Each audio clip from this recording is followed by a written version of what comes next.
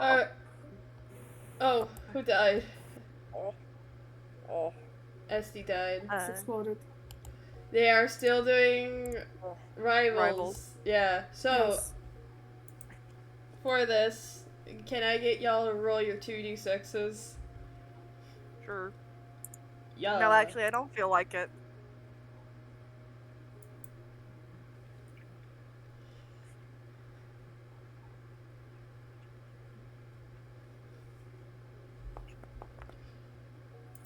Well, shit. Jesus Christ. What is wrong with you guys today? Huh? Oh God, you know Hey, we're guys. having a I rough forgot. start. We're having a rough start. Everyone is not having a good day, apparently. Oh, God. we're having a rough start. Okay, we got somewhere. There we go. We got 6, 7, 4, 3, and 2. We will have to wait for Onyx to come back, but dear Jesus, bejeebus Christ. We're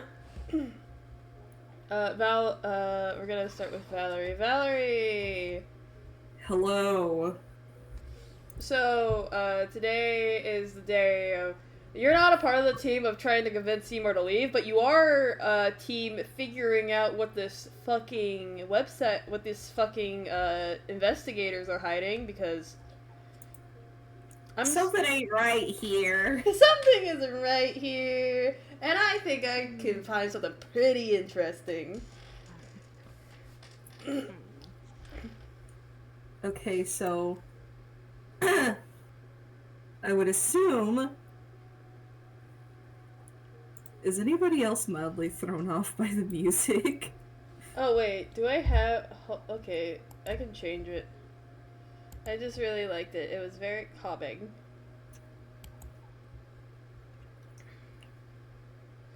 What is up with our fucking...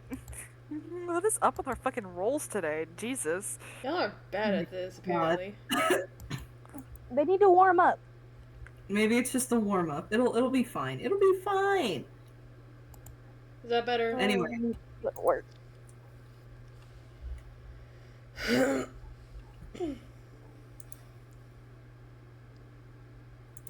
on. Let me turn it up. Is this Scarlet Hollow music? No. No.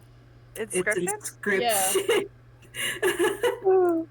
I knew it had to be Just Scarlet say Hollow or Inscription. Inscription.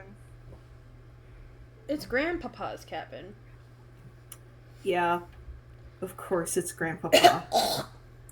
Anyway. In doubt, just say it's Inscription again.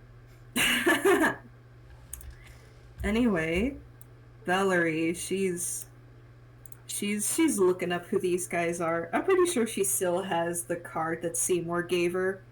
The page is locked for some reason. What?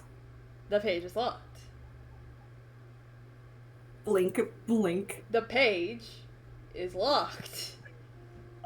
You cannot access the page. What kind of business, locks up their website?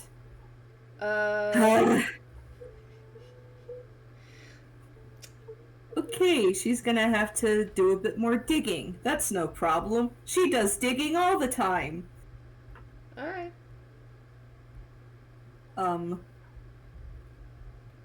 Are you supposed to be streaming, or? No, not yet. Oh, okay, cool. Not yet.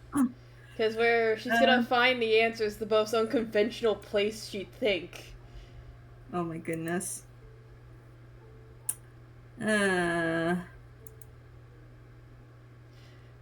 So, as you're hanging out at your desk, there's your fuck ass cat, like right there, standing at the foot of standing at your feet. What do you want, you little freak? And- Meow. Meow. And then it's silent, quiet, and then you hear.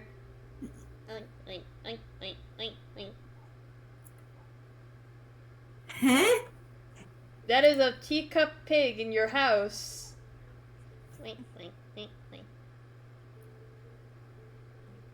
What the fuck? It walked by your door, and then it's just like, wait, wait, wait, wait, wait, wait. Great, just what I needed today. And then she just walked over and just scooped up the pig in her hands. Come here, you little freak. She just walks to the little bed she has by her own bed and sets it down, where Disco Cat proceeds to cuddle up next to it. It has a name tag. She takes a look at it. The name on the front of the name tag, it says Patches. On the back of the tag, it says, if lost, call Theodore Vision, and it just has a phone number. Okay, she's gonna do that.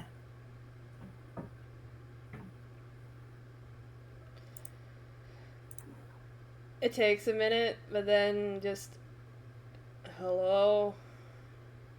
Hey, I don't know who you are, but I think I have your pig in my, house. Oh, my roommate was taking them out for a walk today, and I guess they just let them roam. Your roommate? Yeah, his name's Johnny. I can come grab her. Yeah, knock on the door, once or twice. Alright. You hear him hang up, and then just the little pig is just like wink, wink, wink, just like it thinks it can lick Johnny or the cat. Wink, wink.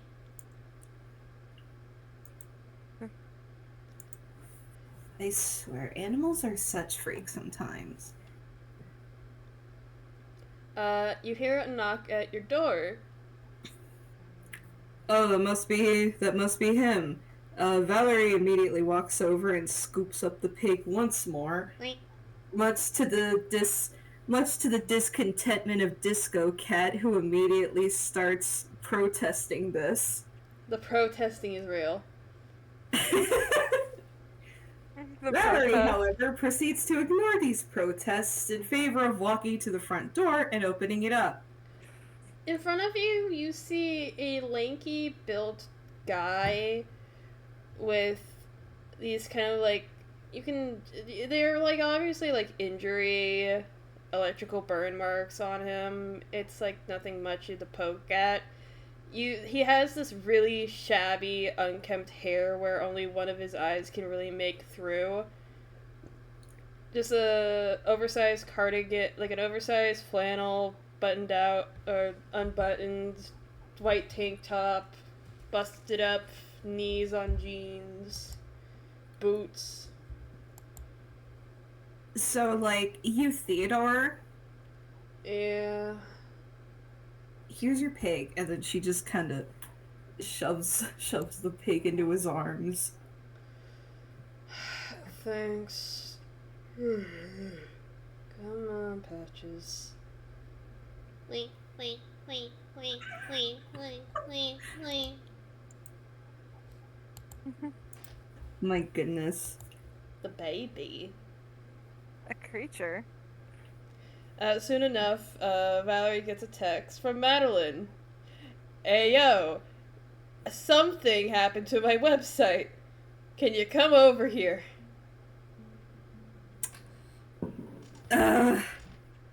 Give me 5. Okay, you want This time. He's like, okay, you want anything for breakfast? Waffles with the works. Thumbs up emoji. This time she's gonna bring all her shit with her, including her laptop. The ever so disco cat also just there. That's a part of her things, isn't it? Yeah, that's... yeah. Unfortunately.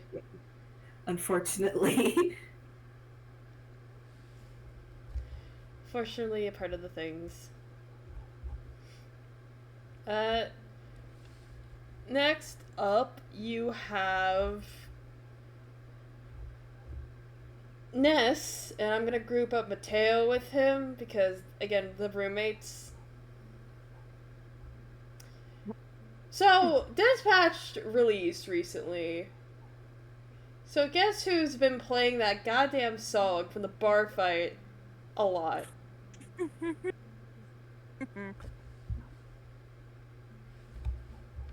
Mateo.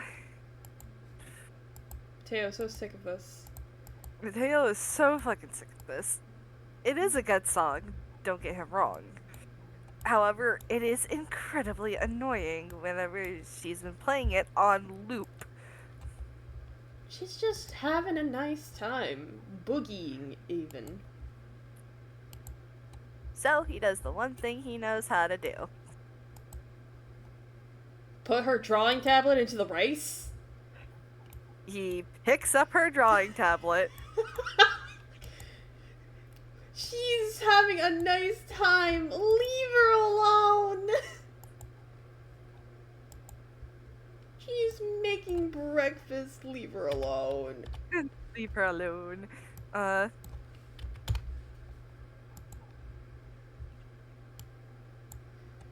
Mateo, what are you doing? Mateo! Mateo! Give me my drawing tablet, Mateo! Turn off the song and I won't put it in the rice! Madeline takes out her phone and pauses the music. What the hell, man? He places it back on the counter and just... You woke me up. Did you leave your hearing aid in again? That is besides the point. You woke me up. I feel like this is very conclusive to the point. Very conclusive, That's it. And he picked up the drawing tablet again. No! No! Get your hands off of it! Children, please. He started it. I was doing nothing. I was just understandably, I should be upset. My drawing tablet's being threatened. Mateo, give Madeline back her drawing tablet. Gives it back. Now I gotta fucking stop making waffles and go put back my fucking drawing tablet.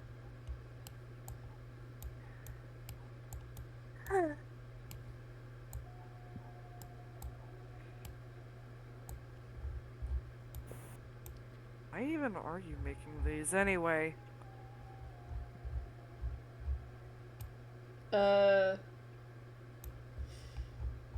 She was making breakfast for everyone. That's what I'm assuming.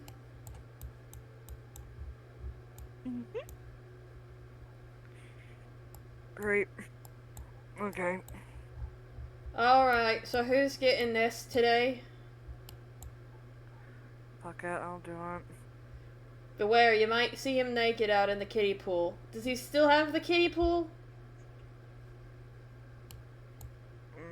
Okay. Probably got a new one. Who the fuck knows? I really think he should invest in some indoor plumbing. Or be less afraid of it. Alright, where is this fuck ass? I actually need to grab a new kiddie pool. Just wait like 5 seconds. He needs to grab a new kiddie pool!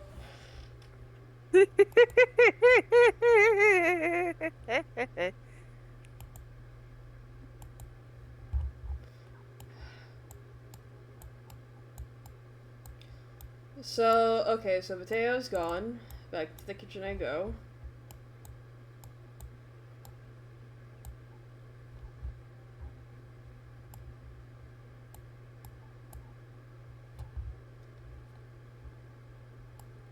Where is this trash memo?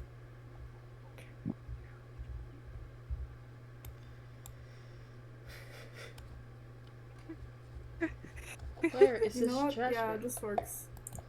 Where is this trash mammal? So, Mateo, you go outside. A very nice day. Very awesome day. To probably try and see if he's in his trailer. He isn't. Oh, the woes. It means he is in the kiddie pool. Oh, the woes. He's in the kiddie pool again. It means Chase's destruction of his kiddie pool did not work. He You got a turn new around, go goddamn. to the back of the house. And you see Ness putting his clothes back on with this kiddie pool in the corner. It's more tacky than the one before. Okay, but that's a really good kiddie pool. What do you That mean? is a really good Yes, it kiddie is. pool. He could shower with that kiddie pool. Yeah, just- he can but shower just- with that kiddie pool, actually. Just imagine this kiddie pool, but like in bright pink. Oh god. Mateo Bright is pink and unimpressed. cyan. Mateo's unimpressed and unamused.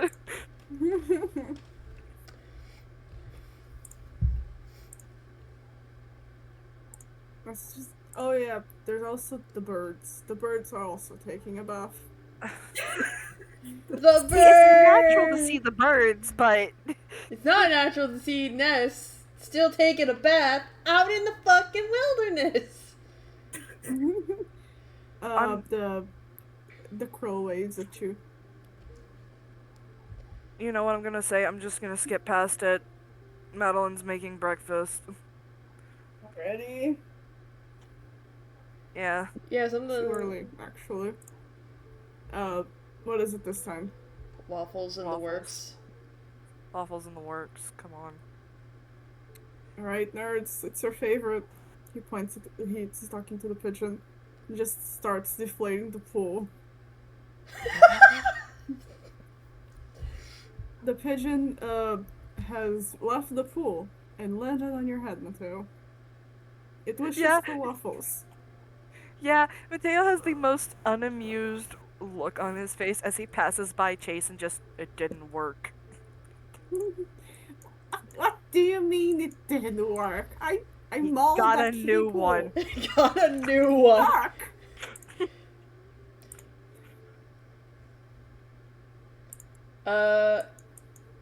Where's my child? Onyx, would you like to quickly roll your There's my 2d6s child. and see if you could just snake your way in real quick? How did you get a higher Oh, roll than everyone else? It's Onyx! It's Onyx! He gets higher rolls than anyone! It's the magic of Onyx. Listen, I don't know what pact I made with a dice god when I was sleeping one time back in 2014, but here I am. Players hate to see him DM, and DMs hate to see him coming. No, I enjoy this because this means I can throw as much bullshit at him as I want. Random bullshit, go. See, it's not always just high rolls, I just have spicy rolls. Exactly. Spicy rolls. Great. So, we go from, the three getting breakfast to, I shall say, the two who have been living together. And Frederick, you don't want Seymour to leave. Let's be so real with yourself. Let's all be so real with ourselves. I don't think Frederick wants his friend to leave, because A, that is his good friend at this point, and then B, he may be walking back to a cult in disguise. Yeah, Frederick's just kind of like, on the one hand, he did help. On the one hand, he did help save us. On the other, cult, he is just having a time with it. You try to look up the website that was on the card that you had gotten from Seymour. It is currently locked. Okay. Could I use my connect the dots to or actually wait, let's see. Ba ba ba ba ba ba ba ba ba. I mean, I still want to do connect the dots anyway, because it's always fun to connect the dots. Oh yeah. Connect them dots, boy.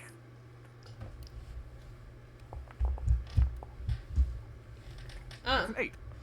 so you hold 1. I get to ask one question. And you know I don't really give a shit about the pre-written questions. I know. But I am gonna ask one anyway. How does this mystery connect to the bigger picture?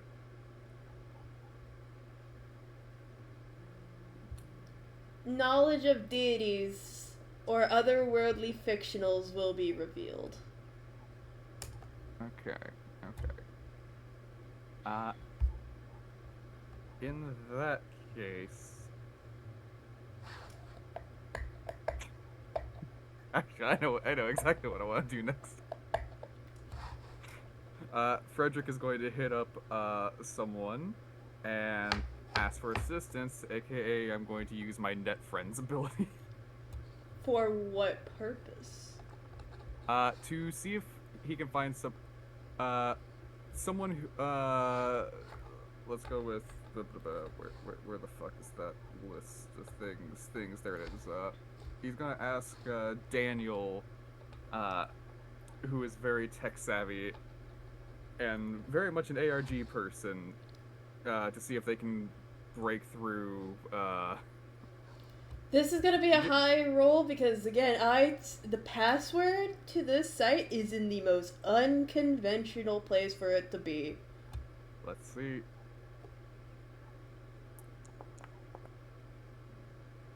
A 7. They're prepared to help, but it's either going to take some time or you're going to have to do a part of it yourself. I really wish I could change that because, fuck, dude, I don't even think your friend Daniel could figure out where this actually is. It's like that. It's like that unconventionally placed. I would say In the grand scheme of things. In that regard, I would say then it takes time. It's not an immediate thing, but it's just It is. Daniel's a freak. Daniel's a freak. Daniel's a freak. I love how open you are about that. Yeah, that's why Danny likes them. You will find the password eventually. So. Okay. Get up. Get up. Get up. Get up. Get up. Time to start the day. He's just going to walk out. Just. Hey, Seymour. Seymour is looking down at his phone. Then he looks up at you and says, "Hello." How you feeling? I'm feeling wonderful. I'm just waiting for Tina to text me.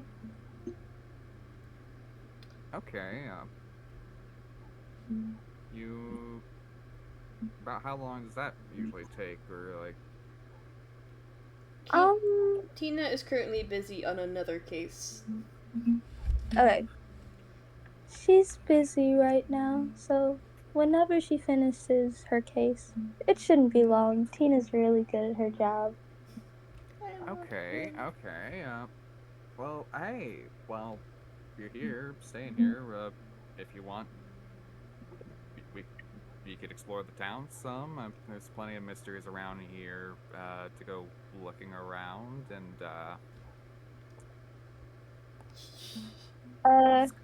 Seymour looks at his phone, looks at you, looks back at his phone, looks at you, and reluctantly puts his phone back in his pocket. Okay.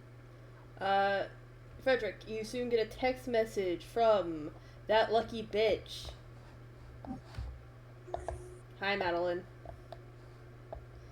he just looks at it and is just. Hey, you're a knowledge freak, right? Yes, with 2 question marks. If I offer you the promise of waffles in the works, will you come look at something for me? On my way. If I promise you waffles in the works? Well, speaking of mysteries abound, looks like they need us back over there. We always go over there for food. You want waffles for breakfast? I'm just gonna steal their fruit. I don't think it's stealing if they're offering, but you know what? Fair enough. I will just steal their fruit. Seymour has only eaten fruit for breakfast. It's The- been strange. It's been. He's just a guy. He's just a He only eats guy. other foods if somebody makes him. He would rather, if he could eat fruit every day for the rest of his life, that's what he would do. Let him live. Alright, well, let's go over there. Alright.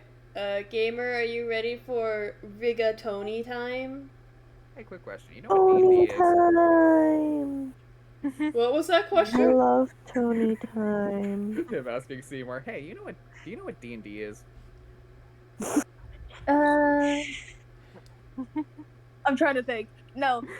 I Man. didn't think he would. Seymour, have you ever heard of the Bum Men Society? Or communities against bum men? No, this is gonna play into something later. I promise. Seymour is so chronically offline. You don't understand.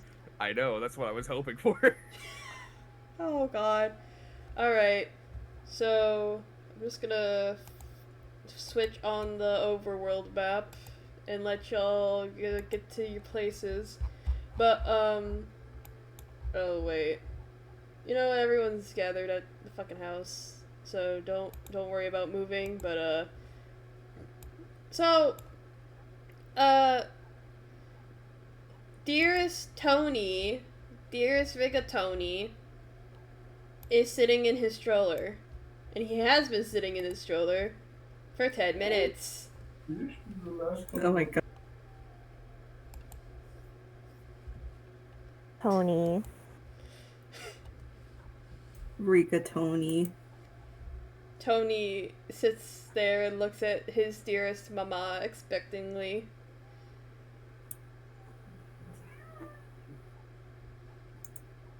Thanks, Patches, for the voice acting. No, that's Queenie. That was Thanks, Queenie. thanks, Oh, Queenie, thanks, for the Queenie, voice for the acting. voice acting. Thank you, Queenie. Tony, you've gone out so much. He wants to touch the time. grass.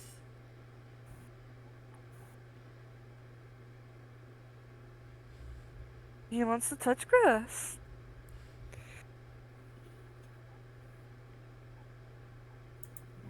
So Let is, him- Buddy. The grass. so is he a tripod in the back or in the front? In the back. You just see him kneading.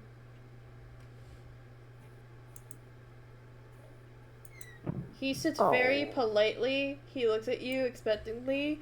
He wishes to go out.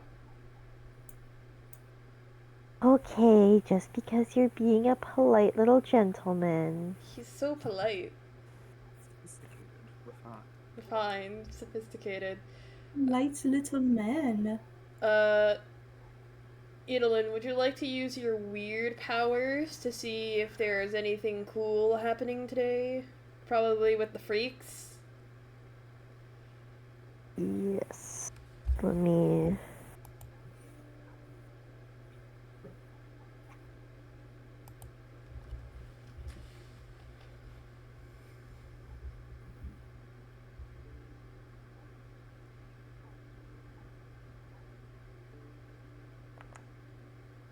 Oh, Damn. okay. Those are pretty dice. Oh, that's 11. Fuck yeah. Yeah, shit's about to go down over at the fucking weirdo's house. When is it not, though? When is it not? It's normal, When- but this is usually just, at least you know your day's not boring if you go over there.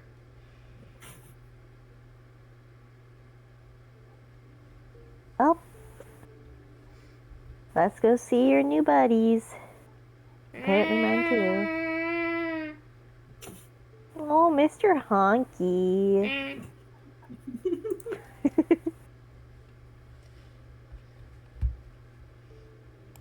And off they go.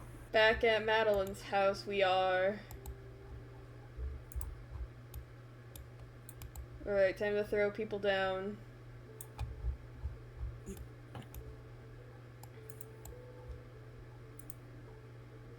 I still can't believe that Frederick already got his fucking first upgrade. the advancement. Yeah. Weird. You gotta roll.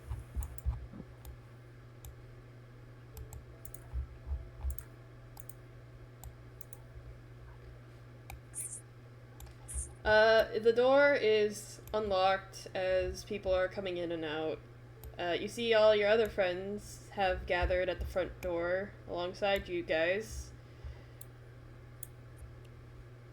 Valerie showed up first, Frederick and Seymour showed up second, Edalyn showed up third, and Rigatoni is already breaking out of his stroller to go lick disco.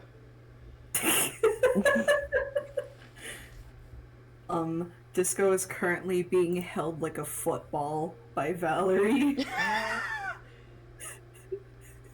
Rigatoni tries to put his paws on Valerie's legs, looking up at her.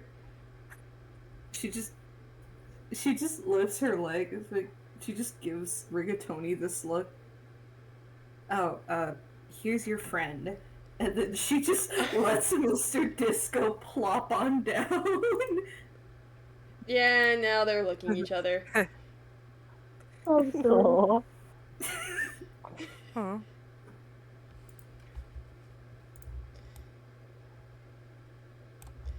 Uh.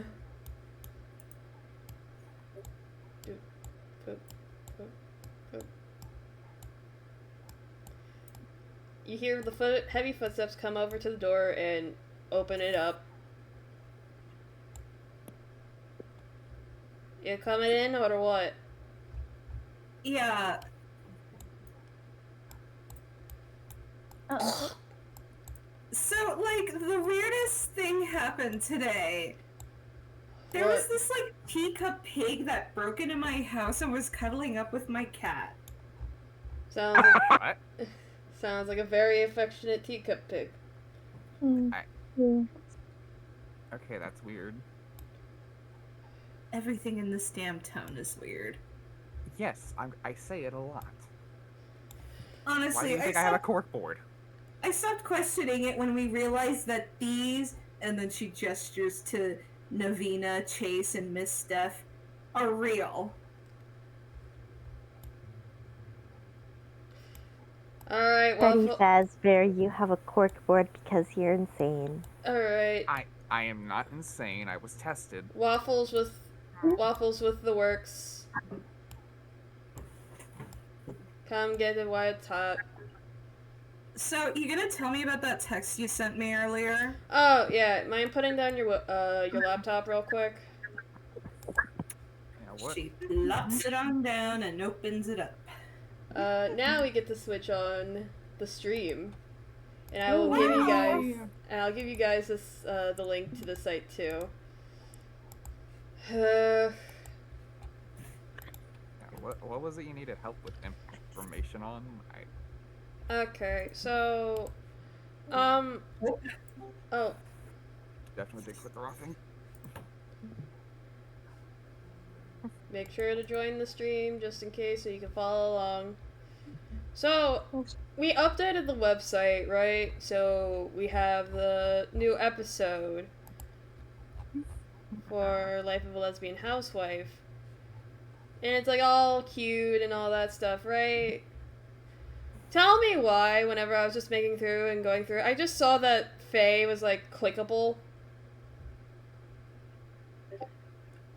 There shouldn't be any reason why she is. Click on it. Yeah, what happens if you... And it sends me to the site, and I don't know what it is. Did you try somebody- password? Oh, wait, why? I'm... Wait, hold on. Did somebody hack into our website? I don't know. I asked Chase if they did something, and they said no. No. Wait, shut up, hold up. This is traveling, yeah, this is traveling investigation. I was literally just talking to Daniel about this. He's working on this at the moment. This is... What? It's your company's website that's currently locked. Why the fuck would somebody put a link I don't know. to your website on our website? Alright, so now that you guys know where to kind of like look, take a look. Take a look around, players. You guys have the links and are able to open it and everything's okay, right? Yippee! Looks Yeah. to be so. We'll see if Firefox betrays me later. Let me know if you guys manage to find it. It's within episode 2. I'm just gonna abstain from this. Well, you can abstain for a bit because you already know where the first thing is, but you don't know. I don't think you know where everything else is.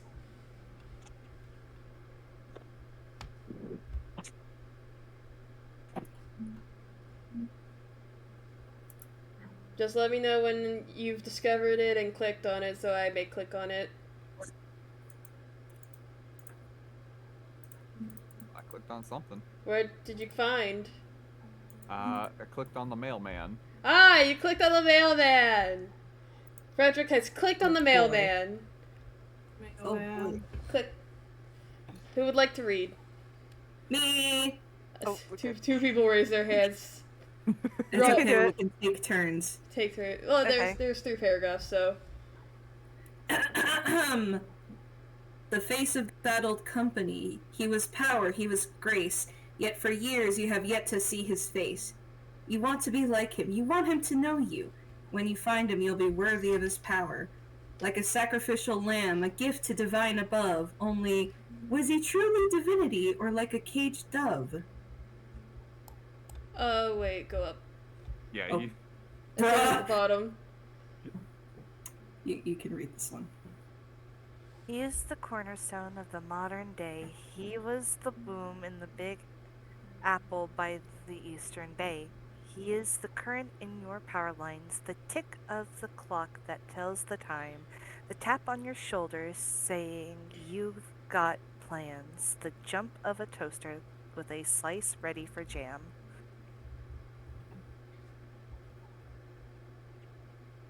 The shock of power on a rainy night. The impossible. It happened. Your heart's finally got the spark to ignite. He's a cheeky one, that much you know. Every shift you've got, he's not far from the flow. People won't think he's real, but you know the truth. Maybe one day he'll show and you won't seem so uncouth.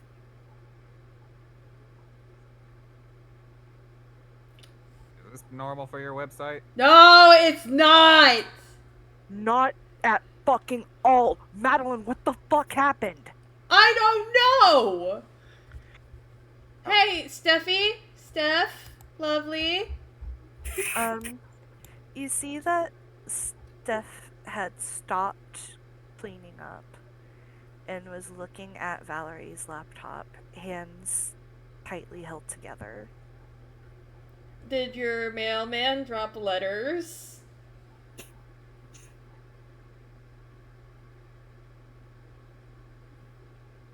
He must have. Oh dear. These sounds like hints. To what? I do not know. Would anyone like to roll investigation? Bet. Sure. Absolutely. Yes. Investigation time, boys. Get over it, Investigation. Wait, should I be rolling sharp? Yeah. Okay, cool. Investigate a mystery. Valerie! Come on, buddy. Oh, What is that? Mateo. Buddy, what'd you get? Seymour got a 9 Yeah, at 9. least. Damn. God Damn. damn, Shit, I Nestor? filled up my Thank you, experience. Ness. Okay, so these are hints to the password. Oh, yay.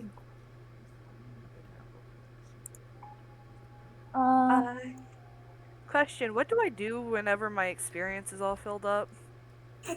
You take an advancement. Yay! Teo's fucked up that much? Yes, he has! Oh, shit, I should probably...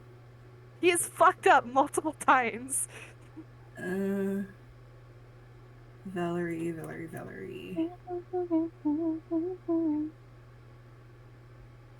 Okay, that's a miss.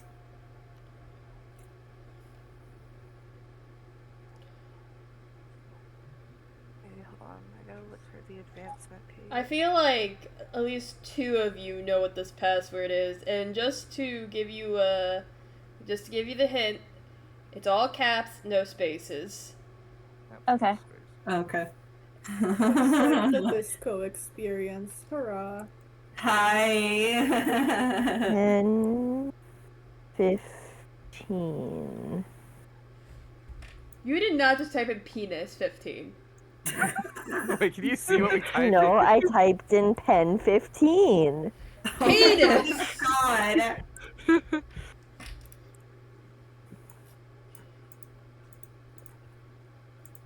Whenever you get the password, please let me know. Or when you put it in, at least, I guess. I got it. You opened it. You opened up the sounds page. about right. Yeah. Yeah. You opened the page. Guys, we gotta make sure we're not a robot here. Oh my god, that's me! That's me! Yippee! And it's the white guy from MatPat's video! Yeah. All right. The password was telelectric. All Telelectric, caps. All caps. What? No Excited. spaces. All right, guys. Are you ready to touch things? Just I've already touched something. I was gonna say for now, Stop just touching things. stop touching things. Get back to the Okay. get back to the right page. I'm not touching anything. I swear. So- How do you spell it? How do Okay. you spell it? Okay. Let me. Lala. There's your password. Oh, I mean, I please. see. Oh yeah, I would have never been able to spell. I'm so happy. So happy. All right. So we have a few things to read on the homepage. This is why I'm saying please stop. And then once we are done reading through the front page, then you will tell me what you want to click. Okay. See. Oh, So we're not zooming ahead of anyone. I want to be free. No, get over here. That's a whole blurb. You get back here. You can't go too far.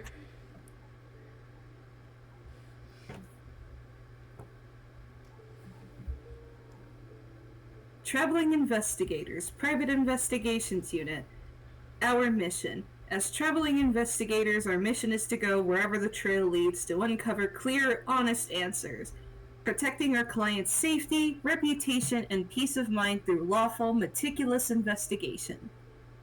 We are committed to the following: treating every client with dignity, discretion, and respect, following evidence over assumption, whether it's found online, on paper, or on the road. Translating complex findings into plain, useful truth that real people can act on. Honoring the legacy of our founder while embracing the tools of today under the steady leadership. You scroll down. It's Seymour! And generic white guy. Generic white man. That's me. Sorry guys, I really didn't want to draw another portrait for this. I would like you to know, Disco, because of this guy will appear so much now. I don't fucking care. Generic white guy forever.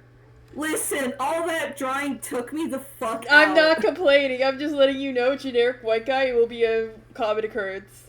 And I hope you know that I have canon. Let's go. And I hope you know that I have absolutely no fucking regrets. Good, good. Anyways, who would like to read Seymour's? I think Blurbu would like to. Okay. Okay, I need to calm down. Okay, I'm good. Employee of the Year Seymour Watson is more than just a standout investigator. He's family. Adopted and personally mentored by our current leader, Tina... I can't pronounce that. Ivacon. Ivacon, okay. Seymour grew up watching the traveling investigator's values in action. Quiet, persistent, compassion for clients, and an unwavering respect for the truth. Today, he embodies those lessons on every case he touches, combining sharp analytical skills with a calm, reassuring presence in the field. Seymour's growth from a curious kid in the office to one of our most trusted investigators is a testament to his character, his work ethic, Jesus, and the legacy he's helping to carry forward. I can read the next one if you want. Okay, Onyx, our generic white guy. Yes, Yay! there's no better role for me. Is it Jin? Yeah, it's Jin White. I'm so sorry about Jin, the typo. Jin Generic White. white.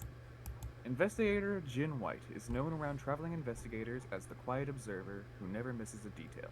With a methodical mind and a talent for turning scattered facts into a clear, cohesive picture, Jin often takes on the most complex, paper-heavy cases and finds the thread others overlook. He's the one reviewing every report twice, tracing timelines down to the minute, and asking the precise questions that break a case open.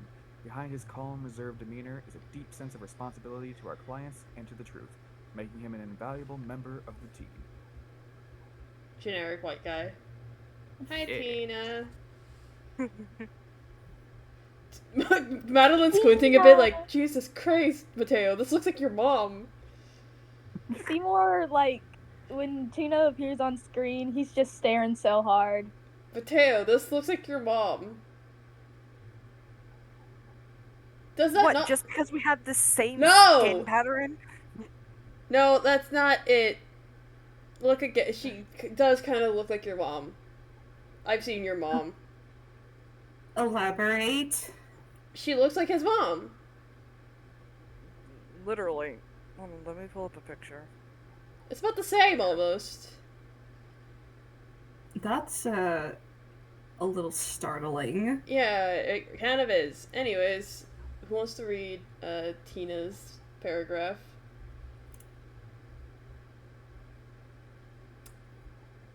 Any takers before I... I'll do it. Okay. Sets disco free. Tina Ivakov, Khan.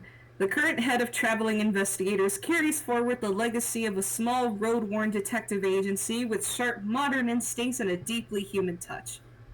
Raised on case files, roadside diners, and stories of old investigations, she's turned that heritage into a focused, client-first practice that blends careful digital research with hands-on fieldwork as both leader and mentor.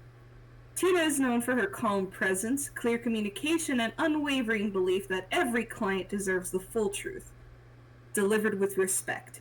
Under her guidance, Traveling Investigators remains exactly what it set out to be, a trusted partner for people who need real answers. Seymour, is this true? Seymour would say, well, I don't watch her while she works, but others say she's good at her job. She's Okay. calm to me, occasionally. Okay. Now, where would you guys like to click? The thingamajig. What's the thingamajig? The consultation. Yeah. Yeah. I want a The free giant consultation. big red button. Oh boy. Wait. Humans are so funny. Well, that's not a good business practice. Right, another locked fucking website. What is up with these people? I don't think we can get an answer here. Why not? Back to digging it is. Oh, Hey, hey, can we that one. click on the name? Yeah, we can. For Seymour and Tina. Oh. Oh, Shit. More. Bouncing in my chair. Alright. okay. Who would like to read the little things? I can get it. Disco's like absolutely foaming at the mouth. You can do it. You can do it. I just really I'll like do it. Meanwhile, this goes in the background. Her. We see Disco kind of like jumping off the walls. Foxy jump scare. Meekly the shepherd chose the firstborn of his flock and their fat portions for the altar, and his gift found favor. Bitter that his own gift was not regarded, the older brother's face fell and his heart burned. Livestock grazed under the care of one brother, while the other turned the soil. After some time, the farmer brought produce from the ground as his gift.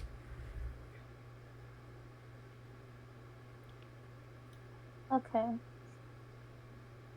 And then the thing is the You thing can is click the lightning clickable. bolt. Yeah. Jessica's losing their fucking mind. Okay. Also So- password protected. Okay. The story, I think, would go the order of C, A, D, and B. C, A, D, and B. Yes, the livestock grazed under the care of one brother, while the other turned the soil. Meekly, the shepherd chose the firstborn of his flock and their fat portions. No, after some time, the farmers brought produce from the ground as his gift. Or wait, no. C, A, D, B. C, A, D. Meekly, the shepherd chose the firstborn of his flock, and then after some time, the farmer brought produce from the ground, and then bitter that his own gift was not regarded, the older brother's face fell. So, Okay, so- C-A-D-B.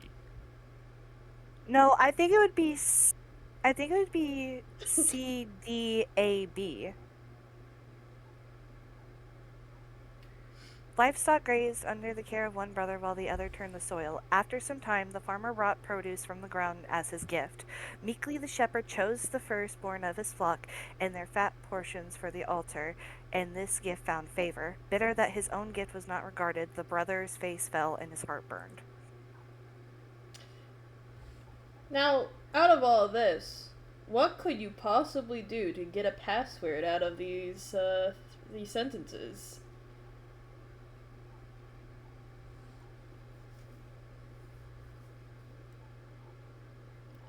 I'm evil. I mean, you have the Cole. You have the order right. Yeah. Just gotta look at it. Yeah. It's not just the letters. Hold on, yeah. Just rearrange the sentences and see what you get.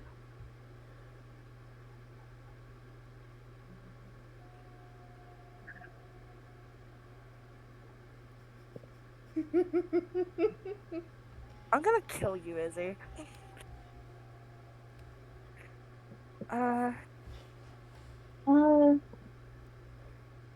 Man, I love playing this game with you guys.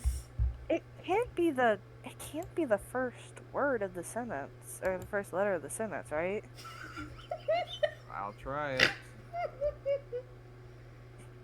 It's lamb! Oh, the Oh. first letter of each. Ooh. That's beautiful.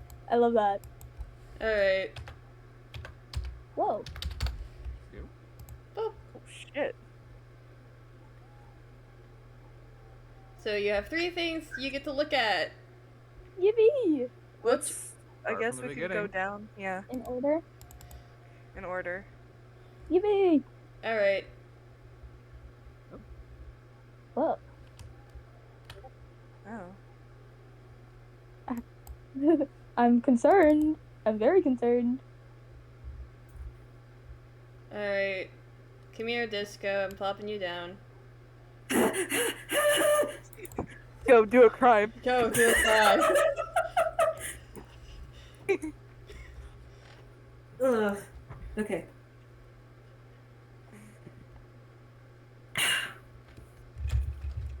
They said the storm last night was only weather. They are wrong. I watched the sky split in silence. No thunder. Just a pale wound of light stretching across the clouds. And I knew Valith was looking for him, for my boy. He slept through it, of course. He always sleeps so softly. His lashes shake when the wind taps the window. He curls his fingers like he's already holding the light. Already grasping the shards, the rest of us fumble and drop. My husband says that's a sign of sensitivity, of a good conductor. I think it's because he remembers. The shattered stars scattered pieces of herself into every mind, but not equally. Some of us caught dust. He caught glass. Today he woke up with a little streak of white in his hair. Only one. Like a thread of lightning got tangled there and forgot how to leave. I told him it looked beautiful, like a blessing. He frowned and tried to hide it under his hood. It hurts, he said. My head hurts. Oh, my precious, of course it does. Bones ache when they grow, skulls ache when they open. One day he will understand that the ache is the sound of the door in his mind creaking wider. One day he will stand in the inner hall with his brow shining, and the others will see what I see. Not a frightened boy, but a forming archangel of Vaylith, bright and terrible. For now, I kiss the top of his head where it throbs and whisper, "You're getting closer." He winces, but he doesn't pull away. That means he's ready. They say the first brightening should be gentle. The one gentle enough, coiled like silver serpents asleep on the table. The padded cap looked gentle too, like the kind they put on children in winter photographs. Only my son cried when he saw it, and winter children don't cry in the advertisements. "It's too soon," he said. "I don't want it." My husband said the storm has been quiet for 12 nights. The shattered star is lonely. She needs someone to echo her pain so she doesn't drift apart. The head household bears that privilege. We are honored. He reminded me, we carry the fuse. So they sat our boy in the chair. His legs are still a little too short. His heels don't quite touch the floor. That's all right. Archangels don't need to touch the earth. The attendants fuss with the straps, soft leather around his wrists, his ankles, his chest. I ran my fingers over every buckle to be sure they weren't too tight. They can't be too tight. He must be able to breathe in the light. He was shaking, little vibrations like a filament waiting to glow. "I'm here," I told him. "You're not being hurt. You're being opened." The hum started then, low and hungry. The cap on his head rattled just a little as the current whispered down the wires. His eyes went wide. The first flash made his whole body jump against the restraints, like a puppet on invisible strings. He screamed. Of course he did. Vaylith screamed too, when she cracked herself open. How else do you separate a star from star? Everyone else in the room flinched. One of the attendants looked at me with pity. Fool. They heard a child in pain. I heard my son learning the language of his god. Afterward, when they unbuckled him, he sobbed under my dress. My husband said we should let him rest alone, but I insisted on holding him. His skin was hot where the current had kissed him, hot and trembling. Through his tears he had cracked. "Why did you let them do that to me?" I almost told him the truth. I didn't let them. I made them. I asked for it. I begged for it. Instead, I smoothed his hair and said, "Because you are meant to be more than this hurt, and the only way out is through." He didn't understand. He will. The first brightening is always the worst after that. The mind remembers the door and starts to open by itself.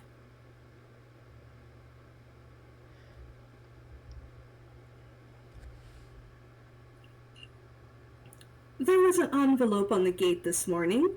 No stamp, no return address.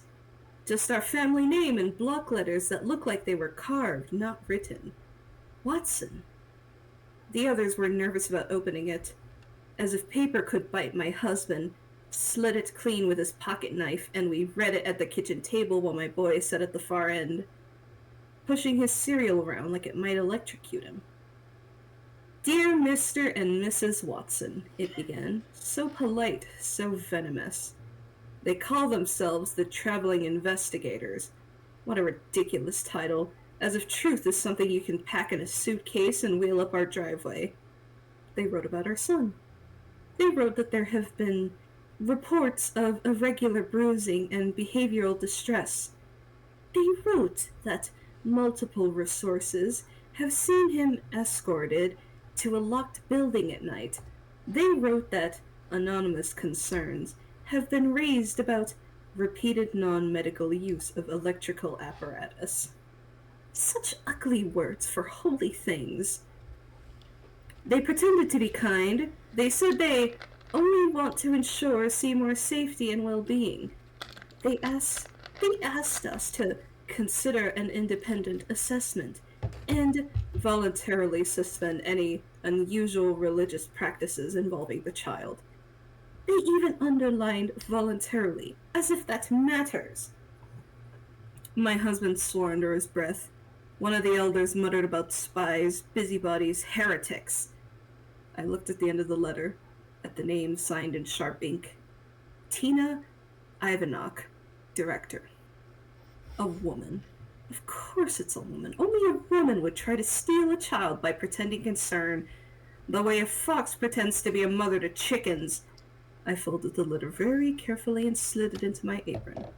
They don't understand. They think the bruises are accidents. The shaking is fear. The glow in his eyes is trauma. They can't see the angles sharpening inside him. The way his pain glints like a broken glass in the light. Later, when I checked on him, he was sitting on his bed staring at nothing. Mom, he whispered, are they going to stop the chair? My heart clenched. Do you want them to? I asked, even though I already knew the answer doesn't matter. He nodded, frantic.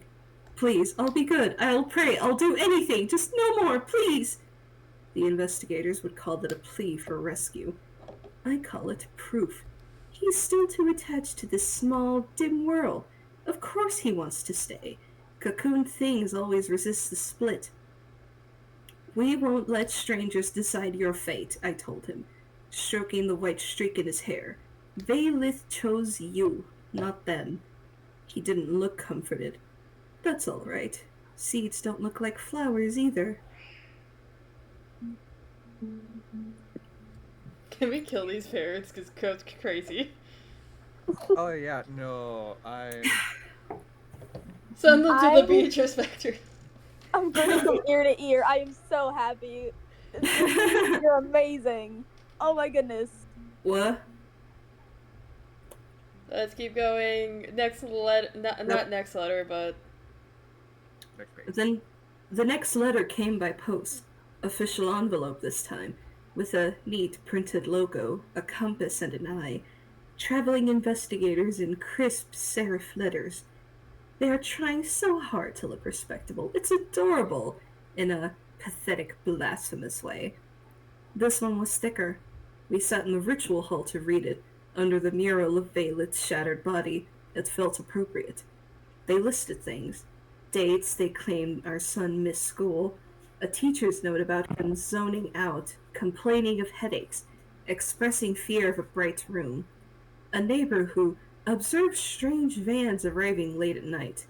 A photograph, how dare they, of my boy at the grocery store, the faint ring of a bruise peeking from beneath his sleeve. They attach phrases like leeches, possible abuse, coercive environment, pattern of harm. I stared at that photograph until my eyes hurt. The curse was a pale halo around his wrist. I remember that night. He fought the straps and cried until his face was red. We had to hold him down so the current could find him. He looked so small in that picture, so fragile, so blessed. They wrote that if we do not agree to an in-person interview with them and a child welfare liaison, they will be forced to escalate this matter to the appropriate authorities. Authorities, as if Vaylith is not authority enough. My husband wants to ignore them. The elders agree. They say we've weathered busybodies before. Storms pass. But these letters feel different, more coherent, focused, like someone has taken all the whispers and fears of the outside world and shaped them into a spear aimed right at my son. Tonight, during the brightening, he wouldn't look at me. He stared at the corner of the room where no one stood and whispered, "They're coming. I heard them in the wires." "Who?" I asked.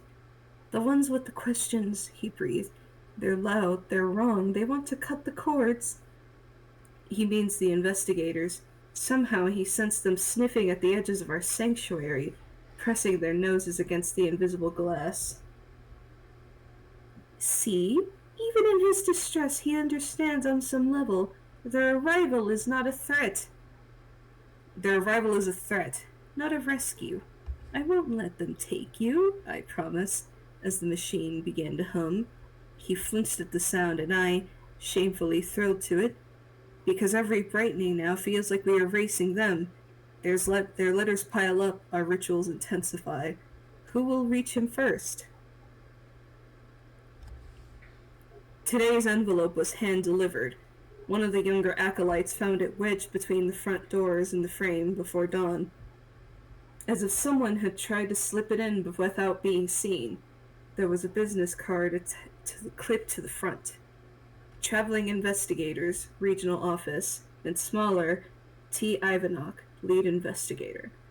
I imagine her standing at our door in the dark, breathing our air, leaving her little paper threats like curses. I hate that I wasn't awake to glare at her through the peephole. This letter did not pretend to be friendly. It said, "Final notice" at the top. It said they have compiled sufficient evidence to justify immediate intervention. It said they have notified State Child Protection Services, and they have every intention of pursuing emergency removal if we do not present Seymour Watson for independent evaluation within 72 hours. The phrase that lodged in my head and will not dislodge. If you do not release this child to our care, we will take matters into our own hands.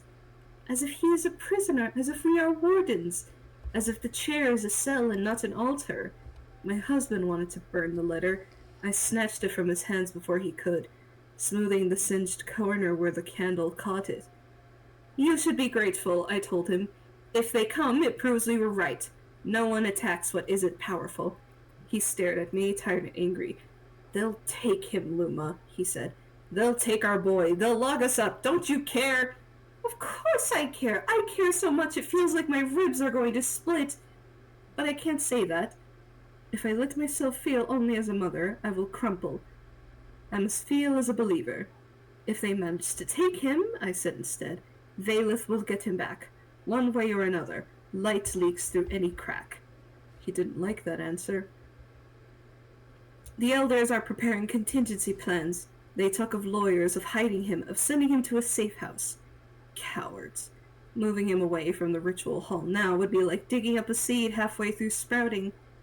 Tonight he asked me, what if they're right? I tucked him into bed and sat on the edge, smoothing his hair. About what? I asked. That this isn't good.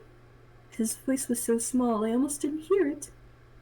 That it's wrong, that I'm not supposed to hurt like this. The investigators have already reached him without touching him. Their doubts have crept into his bloodstream like a slow poison. You're hurt because you're special, I told him. Small lives don't hurt like this. Small lives just fade away. You're not small. He turned his face into the pillow.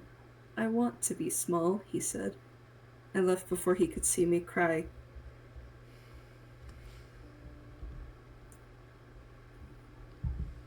They came on a gray afternoon. No thunder in the sky, only in their engines, vans, plural, rolling up our drive like a blunt white teeth. One had the compass and eye symbol on its side. Others were marked with official seals I didn't recognize, but the uniforms were clear enough. State, county, authority. The storm didn't need clouds. It brought its own. I watched from the upstairs window while my son sat in the brightening chair below. We had decided to go ahead with the ritual despite the letters. Let them see, I argued.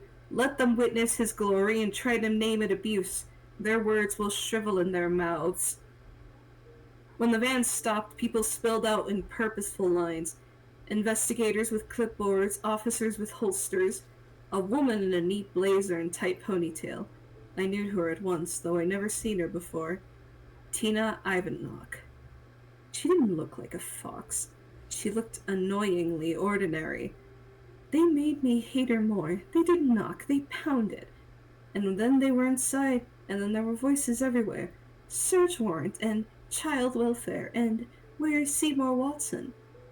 Our names sounded wrong in their mouths. Too sharp. The elders tried to block them. My husband tried to reason with them. I went downstairs, calm as I could be, and stood in the hall outside the ritual chamber like a guardian at a gate. You cannot be here, I told the nearest officer. This is a sanctified place. He moved past me anyway. When they opened the ritual door, the hum of the machine greeted them first.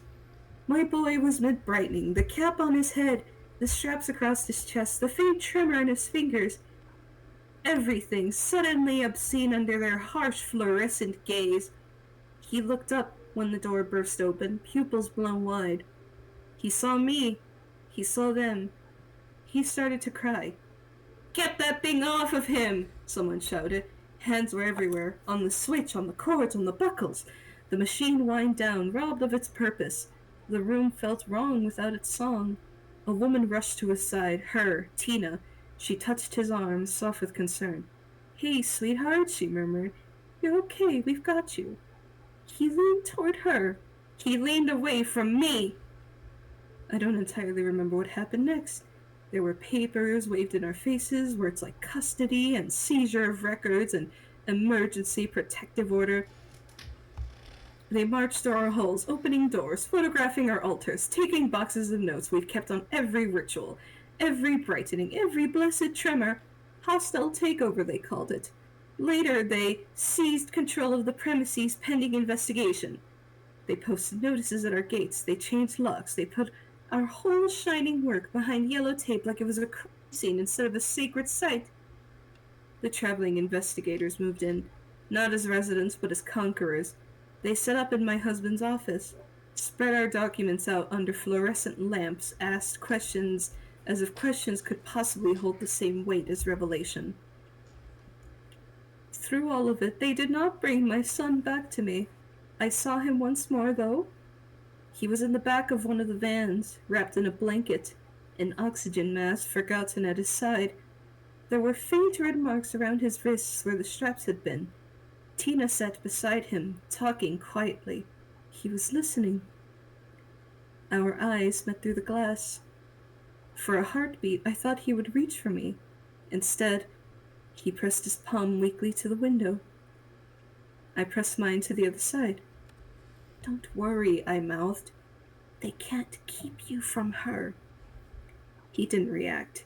Maybe he didn't understand. Maybe he did, and didn't want to. As the vans rolled away, the others wept and cursed and shouted about injustice. The elders raged about lawsuits. My husband sank into a chair like a puppet with cut strings. I went back to the empty ritual hall. The chair sat in the middle of the room, straps dangling, without him in it. It looked wrong, lonely, like an altar stripped of its sacrifice. The traveling investigators believe they saved him, that they've broken our hold and taken matters into their own hands. Fools. They have merely moved him from one storm to another, and Valith is not confined to our wires and walls.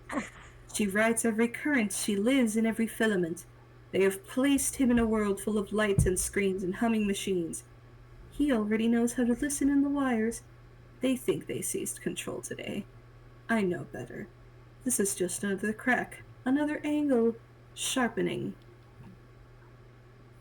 Madeline just go drink some water. Madeline's like slowly turning over to look at Seymour.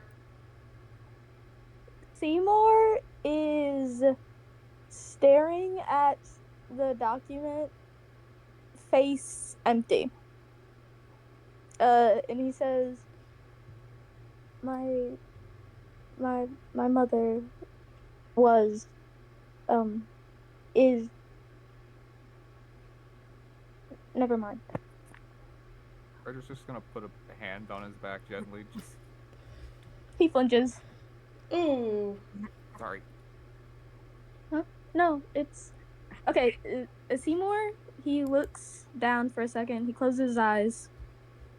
He pauses for about maybe 10 seconds, and he opens his eyes again, and he smiles a little, and he looks at you, and he says, "It's fine." Don't know about that one, but I'm Don't just know gonna about take that, your word Chief. for it. Don't know about that, Chief. Why do we have your medical records in here, dude? What the What? hell? I wouldn't know. I assume that they would have it, but Tina would have it. Mm. Okay. Why do we have it? Why... Oh. Okay, so one, why is the Traveling Investigators thing in general on the website? Two, why is it on their website, which is locked, by the way? Does it have your information under your thing under lock, under a Bible reference about the most famous murder in history of a Oh. brother killing his brother. Maybe someone also hacked our website. I don't know why. How long has the Traveling Investigator site been locked? It shouldn't have been locked at all. Frederick, how long has it been locked? Can I use my role from Connect with Friends before to answer that of Sure. Daniel having been like, dude, what the fuck did you send me? This Dude. thing's been this Dude, thing's been what the closed fuck? for. This thing. Your friend Daniel texted you and was like, bro, what the fuck have you made me look at? It's been locked for like, what is it? 2 weeks. It says this has been down for 2 weeks like this, so I. Right. Right, so we had a link to their website that is also have been messed with. And what the fuck is happening? Can we just have one normal goddamn day? I would enjoy that too, man. This has To to do be that, we'd some- have to move to Ohio. This has to be some like crazy fucking hacking conspiracy. Oh, don't don't get know. us. Don't say the C word around Frederick. Let me think. I mean, holy shit, going through all this shit. I feel like I shouldn't. This feels like a crime. I mean, is it a crime if we've not done anything that's not Illegal. technically publicly available. I mean, we've been snooping. It's my medical records. I think if I say it's okay, it's fine. See, he's got the right idea. I guess. Deniability, alright. I mean, So if you want to read the medical report on your own time, that's fine. I don't think anyone wants to bother with the boring charge. Fuck no. This I is already like have. insane shit. I've been scrolling it. Alright. So and the last thing is if.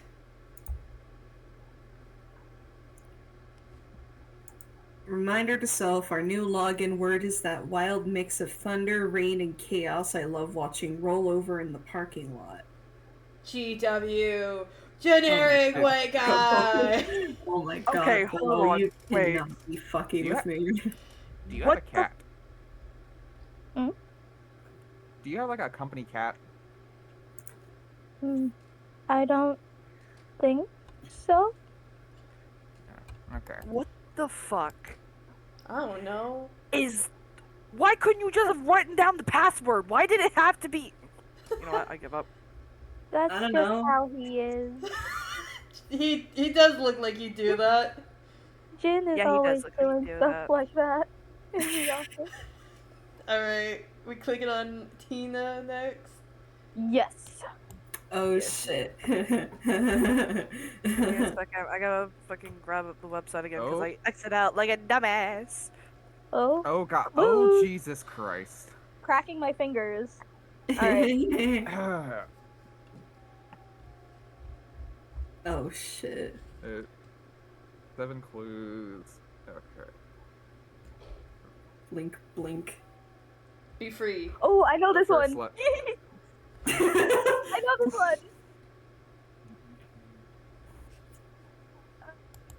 The clue one, her title. But this is about the person I think about. Wait, no, I don't know. Not Ah, named her, but by her divine title, she hears the sculptor's desperate prayer and answers with a miracle.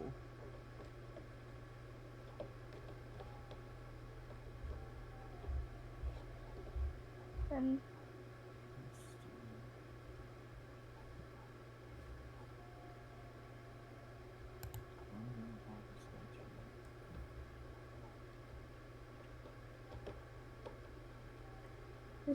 Is number 3 in reference to y'all's arguments about?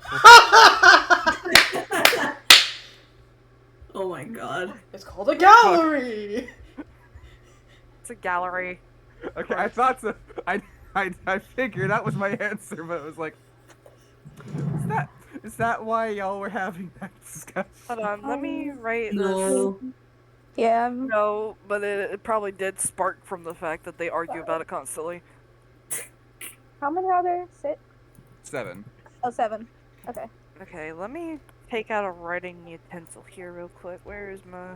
And So I'm that so one's curious. gallery. So, what words do you have so far, Onyx? I'm just reading them all over at a glance to see if anything sparks like a thought, and that was just the first one that was like, excuse me, but I'm still reading now, so.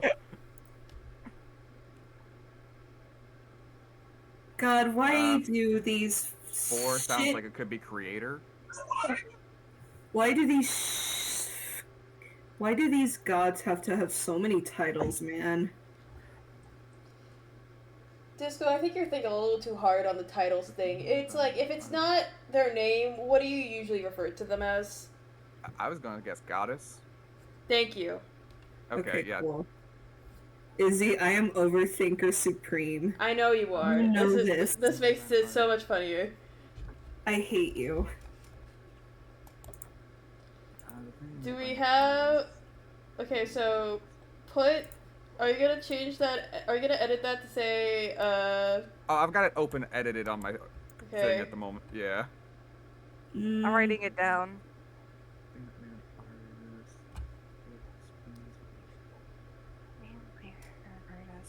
A statue for number 5?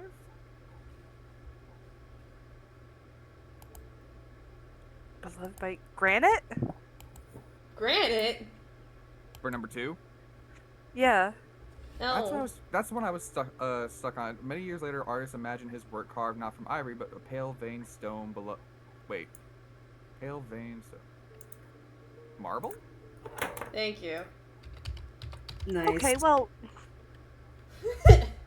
Well, Okay. Number Guy, 6. creator. Before she warms beneath his touch, she is only a carved figure, unmoving and cold. Wait.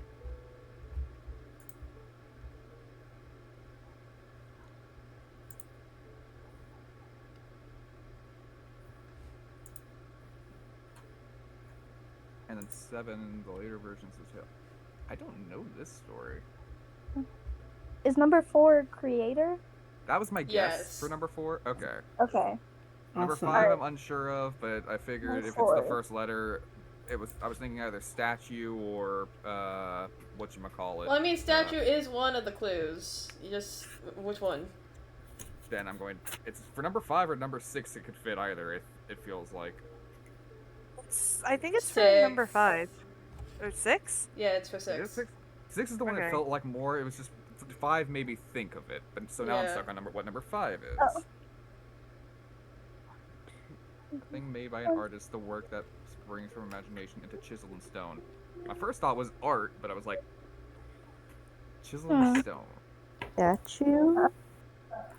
But statue's number 6, so unless it's statue. No, it's not statue. Sculpture? No. Made by an artist. Okay, what was clue number 4? Creator. Oh, is Yeah. it creation? Yes. Okay. I found the answer. Oh, wait a minute. Please send the answer. What is number 7? That's the last one. According to these tellings, what is she called? Thank you, Disco. Valerie cracked it. What is it? It's Galatea. Yep. It's because in certain versions of the Pygmalion myth, the statue that Pygmalion created and eventually Aphrodite brought to life, in some versions of the story was named Galatea.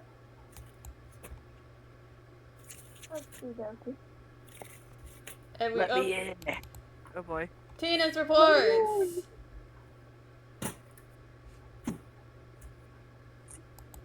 I've not Oh. heard that mythos before, so. Oh boy. Yeah, well, it's one of my favorite mythos. Izzy Alright. would know. Yeah. Gotcha. All right. We're gonna give Disco a break. Who else wants to read? I can. Alright. Yay. Alright, Onyx. Alright, let me take a deep drink real quick. Hey, Onyx, have you seen the, new holiday Coca-Cola whenever you're working? No, because I don't work in a store. No, like whenever you were at the gas stations doing audits. Oh, I don't remember. It's just kind of a blur at the moment. Gotcha. Anyway. File subject Telectra Innovations Incident Review. Author T. Ivanuk. Compiled 2003 to 2005 from Legacy Records. Note: events predate my birth. All observations reconstructed from testimony, press clippings, and surviving company paperwork. 1964. New York World's Fair. Telectra Innovations unveils a living electrical mascot, internally designated TLL-1, branded publicly as Telly, having remade their cartoon mascot. Telly is described by staff as a man-sized figure of an animated current, built around an experimental conduction rig and feedback loop. Reports vary on whether there was ever a human core. Records redacted or destroyed. Final demonstration day. Catastrophic malfunction in the main pavilion. Casualty estimates range from 1,000 to numbers so inflated they read like urban legends. No consensus, only gaps. Witness accounts mention a man made out of lightning stepping out of the display. Overloaded transformers screaming like metal animals. Lights strobing in a non-random pattern. Some interpreted it as a face. The conductor of an electrical marching band hovered in the sky. Telectra Innovations declared bankrupt within the decade. Surviving engineers scattered, some later appear in the fringe electrical safety conferences, others in missing person reports. Conclusion, provisional. The mascot is not the origin of the phenomenon. At best, it was a containment attempt. At worst, fate. File T114 Iridescent. Subject Fringe Group Iridescence. Possible I forgot to fucking change this. No, Oh. it was supposed to be Damn it. 2007. God damn it. It's okay. It happens. Fringe Group Iridescence. Possible tele-derivative cult. Author T. Ivanuk, 2007. Local interviews and intercepted correspondence identify a group calling themselves the Iridescents, a lightning-focused mystic circle operating in scattered cells. Their doctrine centers on a being of radiant electric divinity and shards of living light. Correlations with teleelectric records. They speak of a shattered star that broke itself and scattered consciousness across the world in sparks. They perform electroshock rituals, brightening, to split the mind with lightning, and let the shadows fall away. The procedure is crude, head restraint, brief controlled shock, repeated until weather responds. Their god alternates between male and female pronouns with the same sermon. To outsiders, our goddess of mighty truth. To Inner Circle, he is the first flicker. A marginal note in one sermon draft. TLL-1 was only the first costume. The light inside never cared what shape we gave it. Personal commentary, unfiled. They think they're worshipping a goddess. Every technical scrap I've traced points to a male-coded commercial mascot and the reactor that powered him. They changed the pronouns and call it theology. Imagine having pronouns. What a loser. What a loser! I know, right? Field report. Audio transcript episode. Case T121 Telly sightings. Location, abandoned substation, outskirts of, redacted. Date, 2017, September 3rd. Structure is decommissioned on paper, but the grid hum says otherwise. Found iridescent iconography painted over the teleelectric insignia. Halo of prismatic arcs around old I'm sorry. Okay. Electric ads. They've replaced the corporate smile with a crown of wires. Local kids call it a power ghost. One described it as a man-shaped static shadow that flickers like it's buffering. Another insisted it's a she who answers prayers during storms. Same entity, same pattern.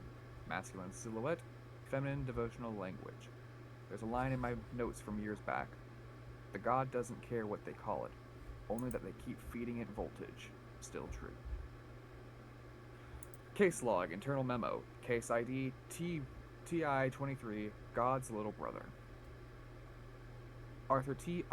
Ivanok, 2009, February 11th. Lead acquired via intercepted iridescent correspondence. Phrases repeated. He would have been something special, something wonderful. We are making the little brother he deserves. Context. Rumors of a child in their care. References to bare hands and wires of faith. Working hypothesis, they are attempting to manufacture a second electric entity, a counterpart for their god. The boy is not metaphorical. Flesh subject, young. The cult believes this child will become equal to a little brother to the original creature, i.e. another Telly. Locate head of household responsible for storm offerings. Verify existence and condition of child. Determine compatibility between subject and known Telly phenomena. If feasible, use the cult's work to resolve two ongoing threats simultaneously. Field report. Household assessment. Case ID TI-23-A. Location, rural property, redacted county. Date, 2009, March 2nd. Agent T. Ivanov. Household observed. Primary adults, couple in late 30s to 40s, heavy iridescent symbolism, extensive DIY electrical modifications. One child matching complied description. Male, approximately 6 to 8 years old. Thin, understimulated, but alert. Eyes track every flicker of light in the room. Evidence of amateur electroconductive apparatus in the basement. Copper wiring, makeshift coils, exposed transformers. The kind of thing that kills a family in their sleep, not ascends them. Language used by parents, overheard. He would have been something special, something wonderful. Our little spark, our offering. Veilous brother, crafted by our own hands. They describe the boy less as a person and more as an unfinished device. Subject behavior. Flinches when refrigerator compressor kicks on. Reaches for outlets, then stops. Learned rule, not instinct. No visible burns or fresh injuries at the time of observation, but sleep deprivation evident. The wiring in his bedroom has been tampered with. Outlets open, plates replaced with custom metal fixtures. This is not childproofing. This is preparation. Extraction report. Case ID TI-23-C. Seymour. Date 2009, March 18th. Agent T. Ivanov. Objective. Acquire the boy. Neutralize the household's immediate ability to continue experiments. Avoid mass casualty outcome. Operation summary. Arrived under the guise of a private safety inspection related to a faulty rural wiring. Presented forged documentations. Adults are cooperative. Cultists love official attention when they think it validates them. Conducted household walkthrough. Logged multiple hazards, true if incidental. Exposed wires. Overloaded strips. DIY breakers. Located boy in modified bedroom. He did not speak, but watched every movement of my flashlight beam. Informed parents calmly and clearly that their home was in violation of several safety codes. The wiring around the child's room was an immediate hazard. As a result, the child would be taken for evaluation. Reactions. Father protested on religious grounds, referring to the boy as Veilous promised brother. Mother pleaded that he would have been something special, something wonderful, if they had just one more storm. I did not acknowledge the theology. I repeated the code numbers and the phrases liability and child endangerment until they understood resistance meant police, not providence. Extraction. The boy walked out with me without encouragement. No crying, no verbalization. He looked back once when the hallway light flickered. I noticed his pulse when taking vitals in the car. Slightly elevated, but steady. Skin temperature cooler than expected. Static buildup along his hairline when I brushed it to aside to check for lesions. Bleh. Bleh, bleh. Yeah. Yes. No overt signs of prior shock trauma at the time, but neurological follow-up recommended. File designation, subject registered in our system as Seymour, per the name used by the parents when not calling him Spark or Offering. Official report language. Child removed from hazardous home environment for neurological and medical evaluation. Unofficial, we have our variable. Oh, my nose is trying to clog up on this one. Ooh.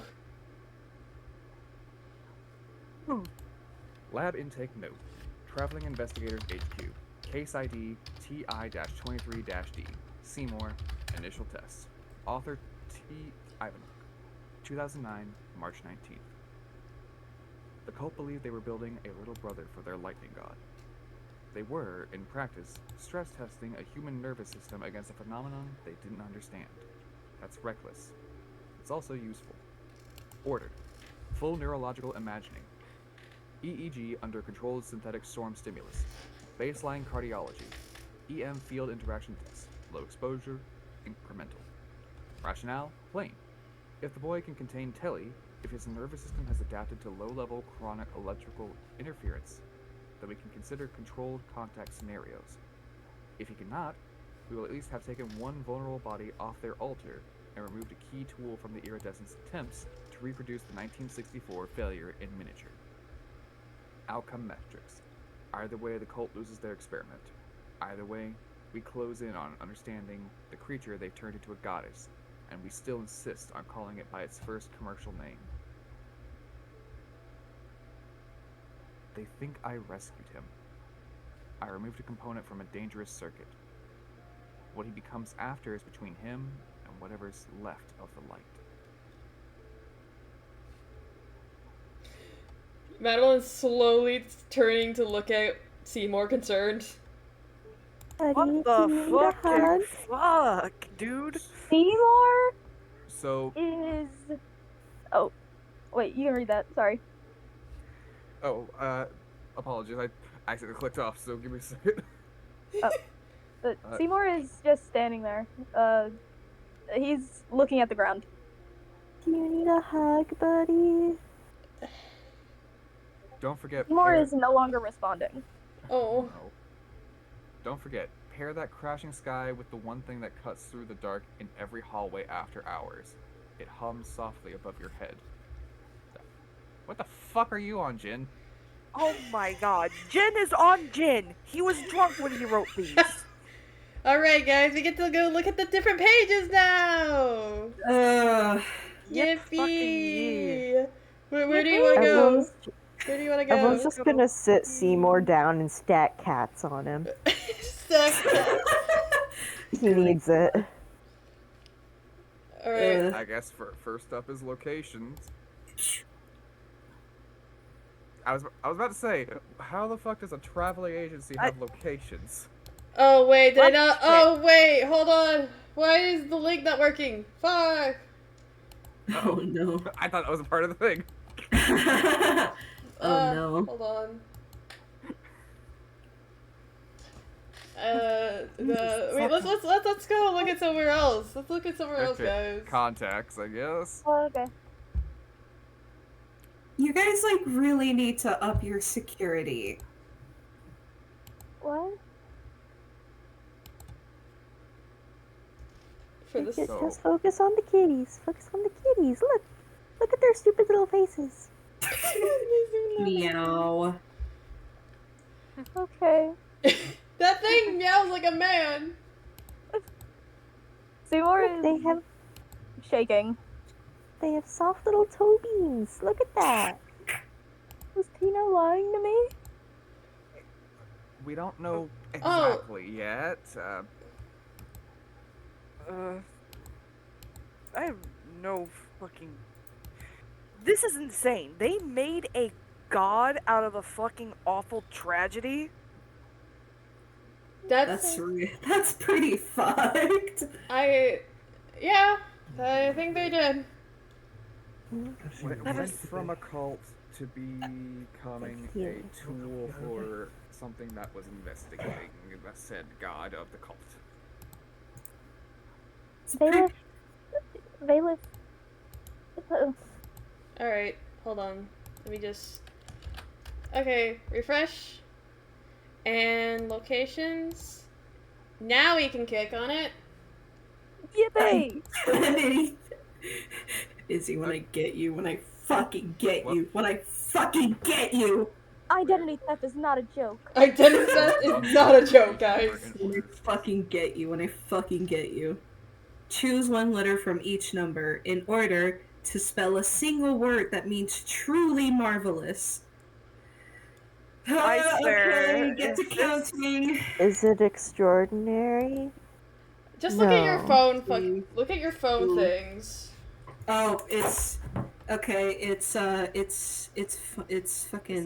Iridescent. Phone. Oh. Okay, let's see here. So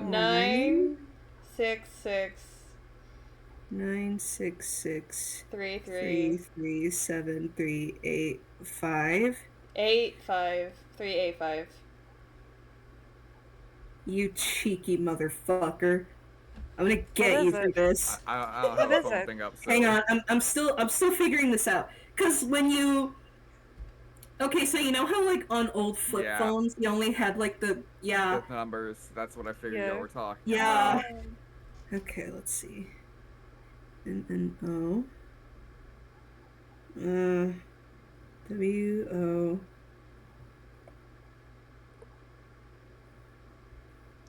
Identity theft is no joke. Not a joke. Isn't it wonderful, you motherfucker? Oh my god. Identity theft is not a joke, guys. You're so right.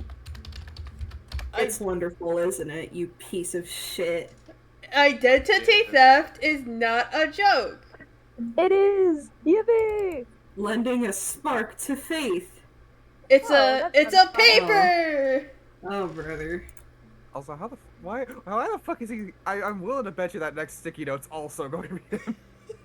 Uh, Jesus Christ, dude. He's so Oh my bad. god. He's God, so silly. I need to get all these. Wait, how many sticky notes have we seen so far? 2. 2. This I need one's to number start. 4. Oh, yeah, then It's fine, we'll just go back and look over it later. Lending a spark to faith. this was an educational paper. Oh boy. Alright, who wants to read the educational paper? Disco, just sit down, please. I'll do it.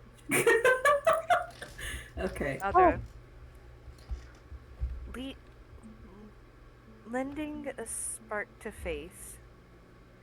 Veileth the iridescence and religious psychosis in a post-World's Fair America. Marina L. Cormier. Cormier? Ariel L214, New Religious Movements in North America. North Atlantic College, Rock Harbor, Maine. Professor Lydia Harrow. April 11th, 2023. By the way, this is an amazing recreation of what an actual, like, educational paper is like. I hate it. I hate college. Yeah, I hate it too. Anyway, I hate high school. Anyway. I hate high Introduction. school.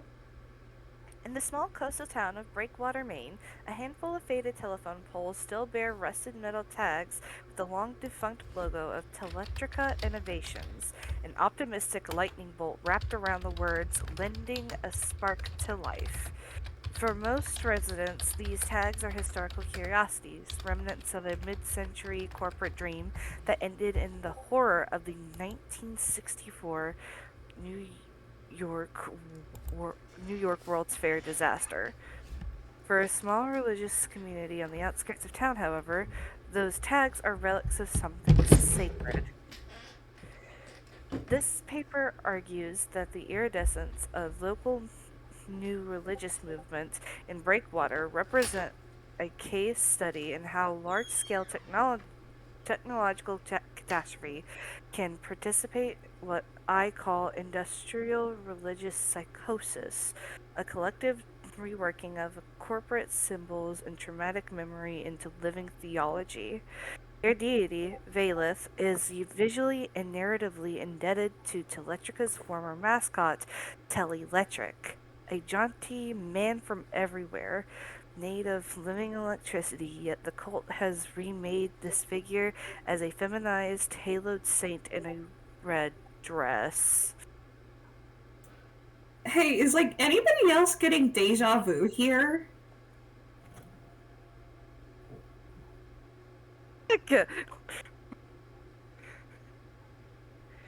The shattered star who split herself to birth human consciousness and lightning alike.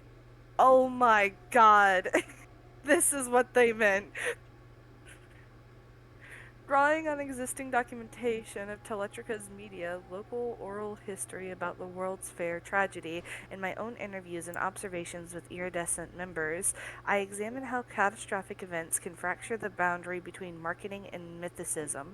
I argue that the 1964 disaster did not just produce grief and conspiracy, it provided raw psychic material from which movements like the iridescents could assemble an what is that word? Psychology? Thank you. That feels both intimately local and cosmically vast. From corporate mascot to cosmic mother, Teletrica Innovations, a mid-century engineering and electrical company, positioned Telelectric as a friendly missionary of modernity, a confident animated figure of living current who appeared in PSAs, investor pamphlets, and safety posters. Described in internal materials as a man from everywhere, Telly was less a character with a story than a mobile symbol, smiling, pointing, and literally illuminating the future of American life. Kelly's visual language is heavily shaped by marching band imagery, the precise twirl of batons, the bright lines of uniforms, the idea of energy flowing down a parade route. He often appeared flanked by living machines in promotional shorts, choreographing them with a conductor's baton as they powered Christmas trees or demonstrated safe wiring practices. After the 1964 World's Fair catastrophe, a high-voltage malfunction that, according to period sources, left hundreds to thousands dead, Telly outlived his parent company in a strange cultural afterlife. In the 1970s, the punk band Double Dyke. Am I reading that right? Double decker beds. Yeah. Yes. Double Decker Beds released "We All Fall Down" at the World Fair, an album that recast Telly as a sinister high-volt man dancing in the red-lit sky while scientists and bystanders charred in the flare.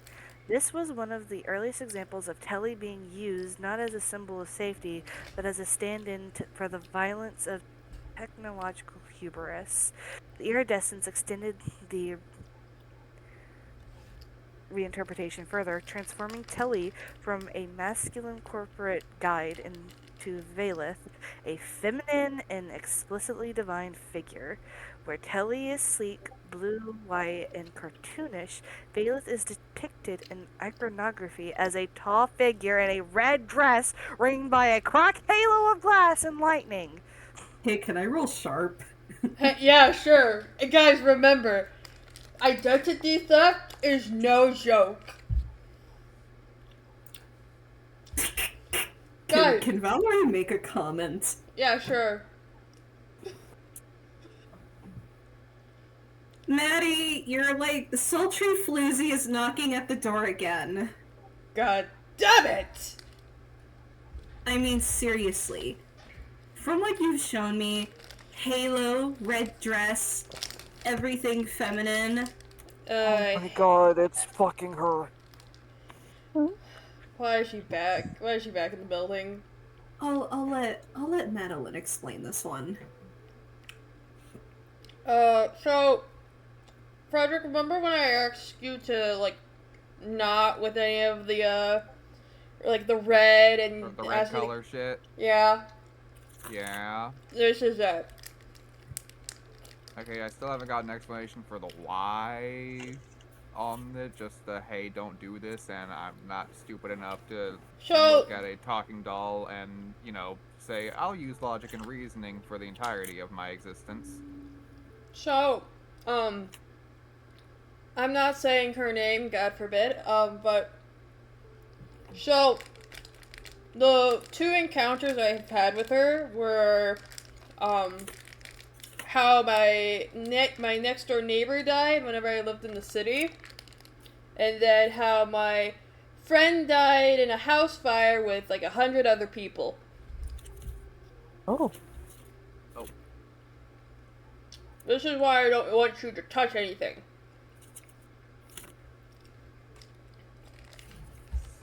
So what, just anything the color red is not safe because of spooky god lady bitch. I don't know, that's what she makes it seem like to be.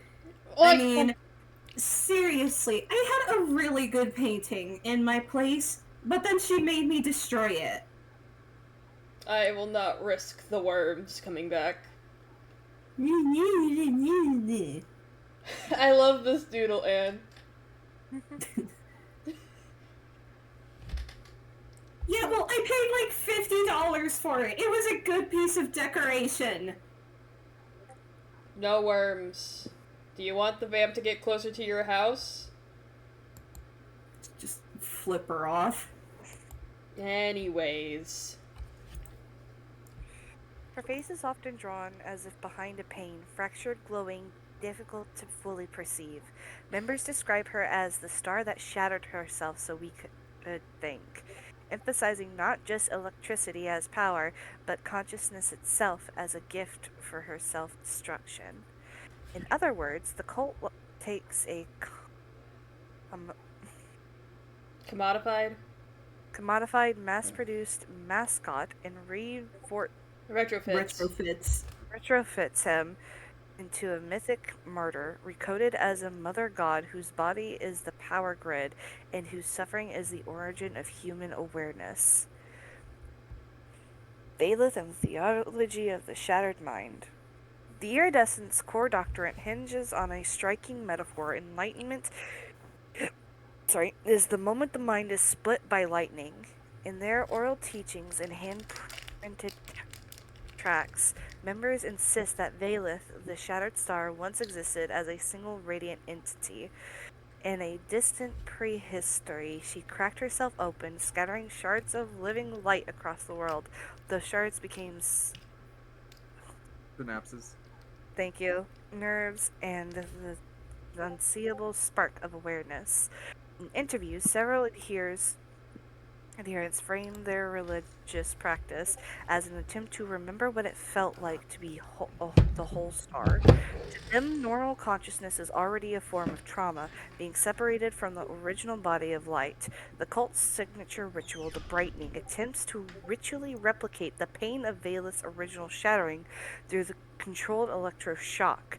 Short bursts of current are administered to a chosen participant as others chant, "Her pain is our path, our pain is her return." Surprisingly, the gender transformation from Telly to Valeth is rarely justified explicitly in sermons. Instead, it is naturalized through art and prayer. Children's coloring pages in the communal house show a tall feminine figure guiding smaller silhouettes through a storm. Hand-stitched banners in the meeting space depict a red dress saint cradling a tangled mass of power lines like a rosary. Asked why Valeth must be a woman, one member answered simply, because she broke herself open so we could live, because she hurts in every direction at once. Valeth's halo, a cracked, luminous ring, is understood as both a crown and a wound. It visually echoes mid-century images of atoms splitting and particle collisions, but in cult discourse, it is framed as the scar left around the world when she fell through. The red dress, often shaded like dried blood or neon warning lights, further ties her to both danger and sacrifice. The 1964 World's Fair as origin myth. Although the iridescents never directly named the 1964 World's Fair disaster as the starting point of their faith, it haunts their I'm gonna crash a cosmology. To Electrica's role in empowering the fair, as well as Telly's prominent appearance on investor materials for the event, provide a convenient historical nexus where the man from everywhere and a mass electrical tragedy converge. In cult storytelling, the nexus is mythologized into what they call the first brightening. According to one elder member, the fair was the moment when the world finally heard her scream. Participants describe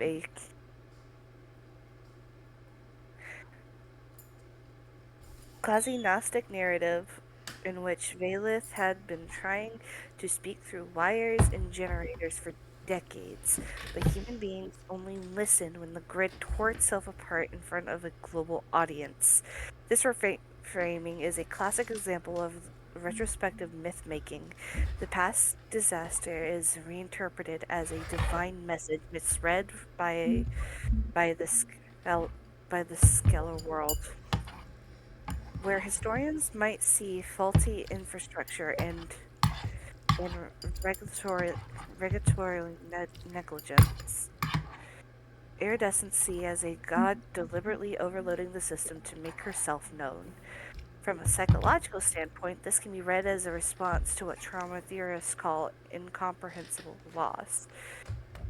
Faced with an event where many died without a clear, publicly accepted explanation, and where later accounts are riddled with censorship and conspiracies, communities may seek alternative narratives that make death meaningful. For the iridescents, the fair becomes a sacrament, the moment when Valith's scattered shards briefly realigned into a single catastrophic flash. Religious psychosis and the echo of catastrophe. I use the term religious psychosis here not to pathologize individual iridescence, but to describe a particular pattern of collective cognition, intrusive, often distressing thoughts and visions that are then reinterpreted as sacred mandates or revelations. In interviews, several members report recurring nightmares of acid red skies and a blue spark man dancing baton in hand. Imagery strongly reminiscent of both the Double Decker Beds lyrics and the archival descriptions of the fair disaster. Rather than seeking psychiatric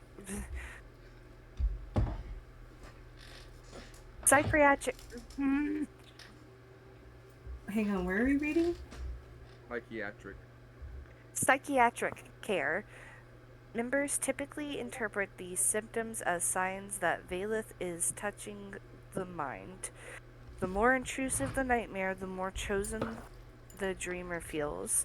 One 32-year-old adherent described waking up with the sensation of wires wrapped around my skull, humming like a choir.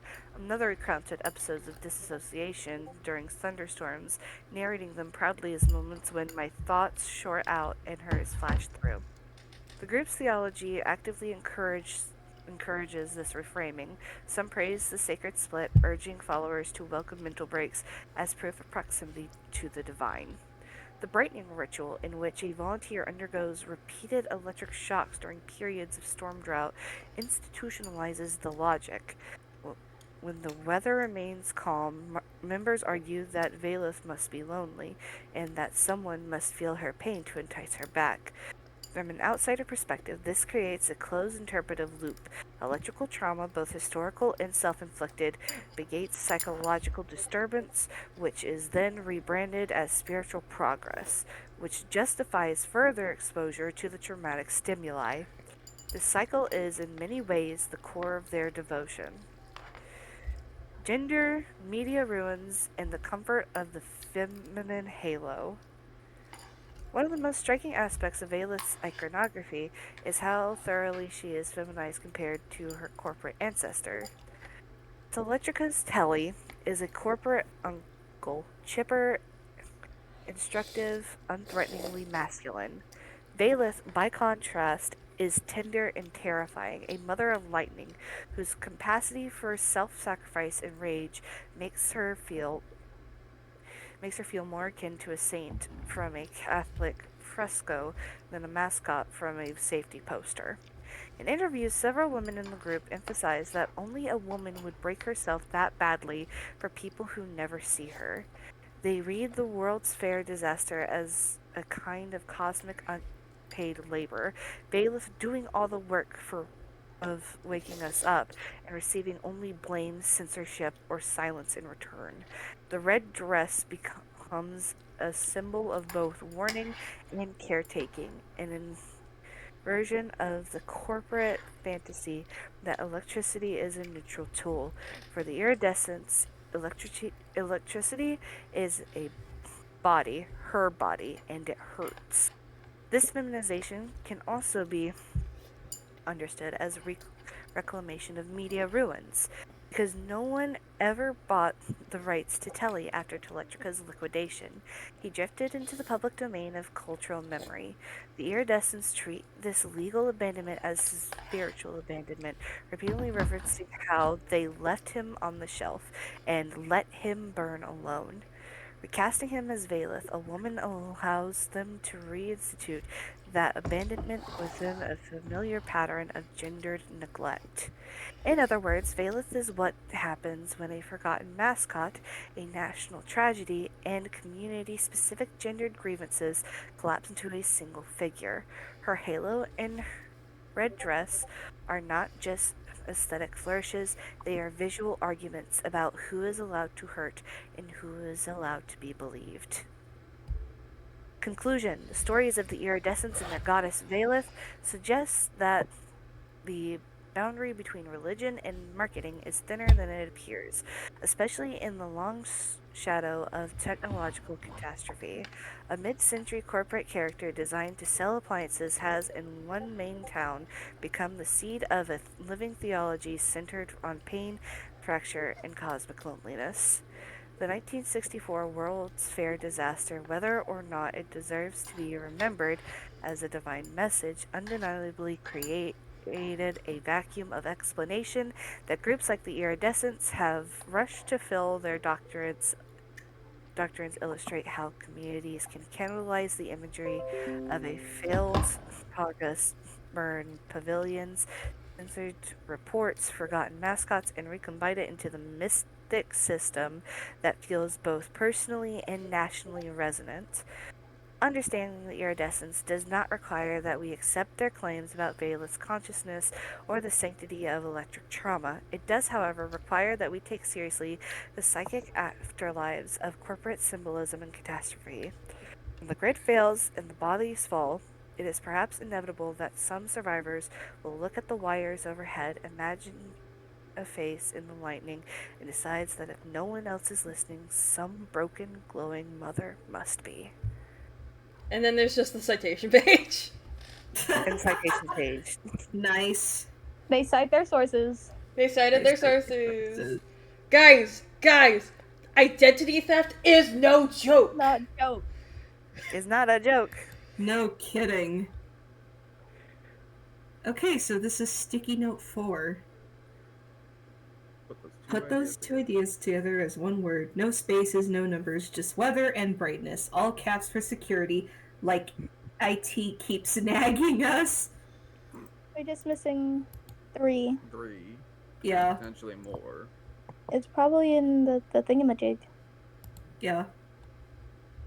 The free Which- consultation. Or is it the password for the free consultation? No, It's probably for the 3 consultation. I think it's for it. Yeah, probably. So, Is there anything clickable here? on to... Nothing on contact us, no. Oh, I found Go something in to testimonials, I testimonials. think. What was Oh. that? Me and Disco. Also, I know the password. You're not hiding from me, you motherfucker. Let them figure it I- out on their own. I hate feel like you. I know what it is, but I I know don't it want too. to say anything. What? I Okay, know. what does everyone think it is? I haven't even Oh, looked yet, so... 1964. Man. I kind of have to know when the civil rights law was. Yeah. Yeah. Okay. Wait, Okay. where did you I'll find take my that? card away if I don't Testimo- know. Testimonial. Yeah, it's testimonials, and then it's, And then you click on the page thingy. Yeah. It's 1964. I'm guessing that's just when all these things came about. Yes. Yeah. Yes, Yes. it is. Okay. Okay, guys. Can Great. I read this one? I think my voice has recovered itself. Alright. Alright, drink of water. Go, do a crime. Go, Durkan. Disco Cat is doing zoomies. Prayers for Valeth. Actually, I'll just open it up on my... Yeah. That's not it. This is it. Prayers of passing currents. Shattered stars spark in the heel of every wandering foot. Flash in the window of every passing train. Travel with us in the humming lines. Be the tremor in the wheels. The soft buzz in the street lamps that blink away as we cross the dark. When we leave one room and step into another, let your light be the hallway between. When roads split, be the fork of lightning, choosing our direction for us. Fractured mother of motion, open our veins like copper wire. Carry us, swift and bright, from doubt to knowing, from silence to your crackling song. Where we go, may you already be. Where you are, may we be drawn, like metal to the magnet, like storm to the tallest spire. Guide our steps, O shard of the sky. Let every journey end in your radiance. Guys, identity theft is no joke. Get that worm lady out of here. Get her out of here, bro. She's stealing Telly's identity. Bro. Prayer of the hollow sky. yapping about? Prayer of the hollow sky. Veileth of the thousand angles, you are the flash that never quite leaves a shadow, the after image that clings when we close our eyes. You are here in the buzzing light above our heads, in the static on the radio, in the tingling silence before someone speaks. You are also not here, no statue, no single throne, no place we can point to and say, there. You hide in the gaps between heartbeats, in the breath held before an answer, in the hair that rises on our arms when a storm is still miles away. Everywhere and nowhere, you lace yourself through the spaces between atoms, a rumor in the circuits, a rumor in the mind. Let us feel you in absence as in presence. Teach us that emptiness is just your brightest room with the lights off. Invisible radiance dwell in every crack, every pause, every unseen corner of our thoughts. Identity theft is not a joke. Jesus Christ. Prayer of the wonderful fracture. O shattered star, the world would call broken what we call beautiful. They see pieces, we see a crown made of splinters of dawn. They see ruin, we see a miracle stretched across the sky. You are not like the lesser lights that burn steady as simple. You are the lightning that chooses where to fall, the brilliance that refuses a single shape. A wonderful one.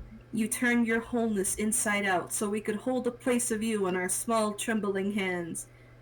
Special beyond compare, you sparkle in every strange thought, every sharp pain that cracks us open, every sudden knowing that feels too big for our bodies. Let us never smooth our edges for those who fear your angles. Let us honor the way you glitter in every fracture we survive.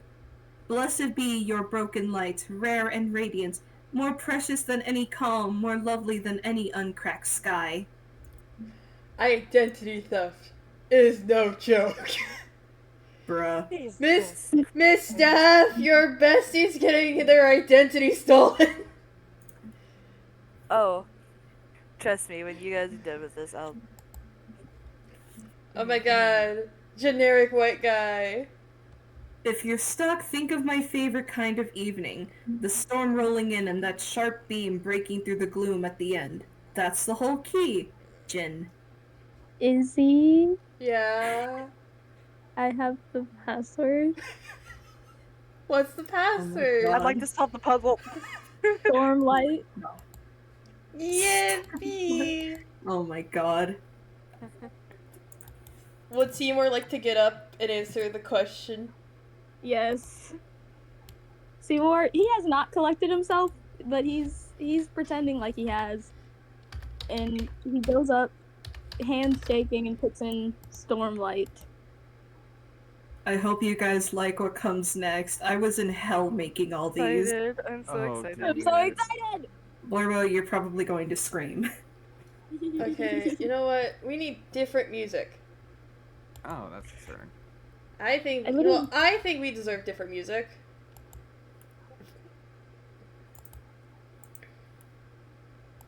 Oh, I'm scared.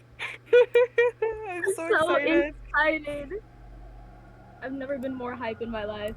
I love when my characters suffer. Oh boy. Ah! Izzy, what have you made us do? Oh god. How My kind, boy! how kind of them to collect all the information for you, Telly. Now you can see it all for yourself. You know what those silly humans are like, Telly. Love you, hate you, worship you, or damn you. It can't be more than just the same. Then wished for you so badly they would try to make another you. A friend to fill the horrible and terrible loneliness of true freedom. They're trying to make another me?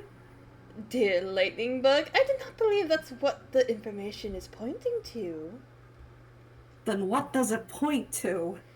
The world has given you a gift! A family! But I don't even know this kid! To be frank, Telly, not many other worldly entities get to know their family. Or they don't care. I tried to at least make an effort for mine. But they're engineering another me! No, they're engineering him to contain me! I mean, definitely doesn't help your case when someone tries to commit an act of identity theft. Didn't think she'd be butting into my business again. Worms always love showing up when it's the least convenient, dear. Do you have advice? Oh, I am filled with much advice, my dear. What kind do you need? How am I supposed to keep my freedom with all this against me? You can't do this alone anymore, my dear. True freedom has left you without allies. So, I need help from people? And what if they want to trap me too? It's all about calculated risk. Either you go without the help and face alone with overwhelming enemies. Or... Find allies, my dear Firefly. You may have to swallow the horrible truth of needing someone. Are you ready for such a fate, my dear? Group chat surrounding the computer, horrified. The fuck is this? Oh, what is... I don't like this. You see that Miss Steph, who had been stepping around to look at the laptop, is now stepping back and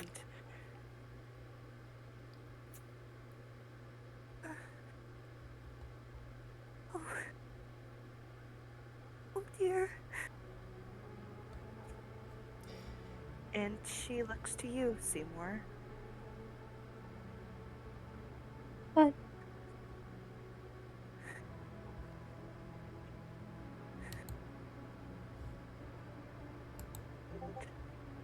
We have moved back. Where did he get to the kitchen? Oh, I been there the entire put him in time. there, but I put him in there before we started reading. He's not over there actually. He's by the computer. He's over here. He's over here. He's been here the whole time actually. What are you talking about? Put her here. Yeah. Oh, why am I also selecting this? Help. Oh.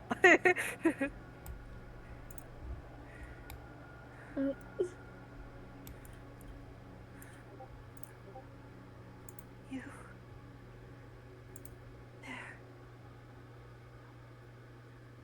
Hey, Seymour. I have a suggestion. Like a big suggestion. Hear me out. Don't go back to the traveling investigators. At least till we can figure out some more stuff. Jesus Christ. That was insane. Seymour is on the verge of tears. I can't do this again. I can't. Hey, it's okay. Breathe. It's gonna be okay. She said it would be different. She said it would be, and it's not.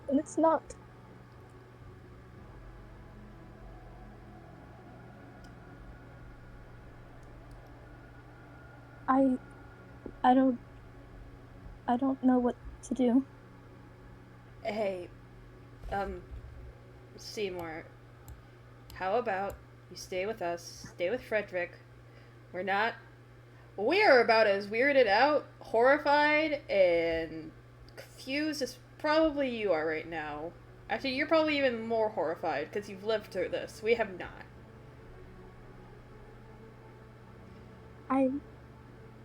I'm okay. I should have known that they all have they all have the same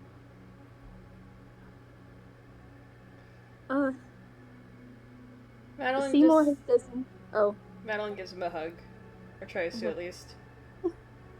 he just stands still. Seymour has noticed, and I have noticed, that every single one of these people has the same initial, T.I. T.I. Teletrica Innovations, the Traveling Investigators, the Iridescents.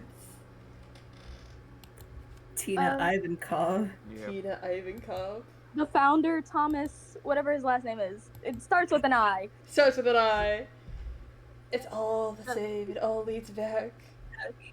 And Seymour is clutching his neck, the back of his neck.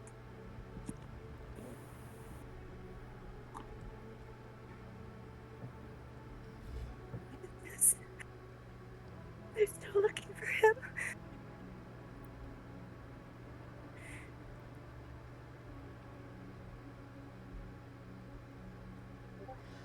As this happens, you see the laptop short circuit and just... Are you serious? Oh, okay. Cool. Madeline looked over as it was plugged into her wall. No. No, no, no, no, no, no, no, no, no. Is he? You see Kill Miss it. Steph Kill the running breaker box. upstairs. Hey, Steph, where are you going? Steph! I'm sorry. That little piss blew out my computer!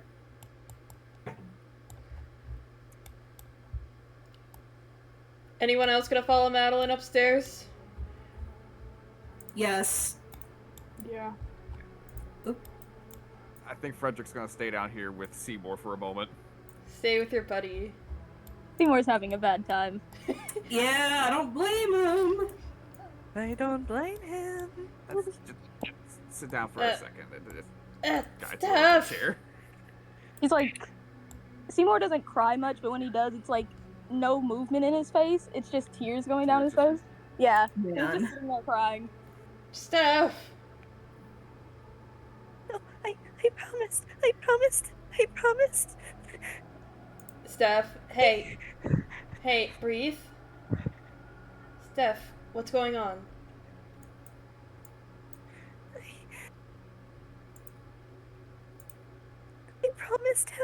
I promised him. Promised him what? Who did you promise? They wouldn't find him. How could you guarantee that? Also, is he in my house?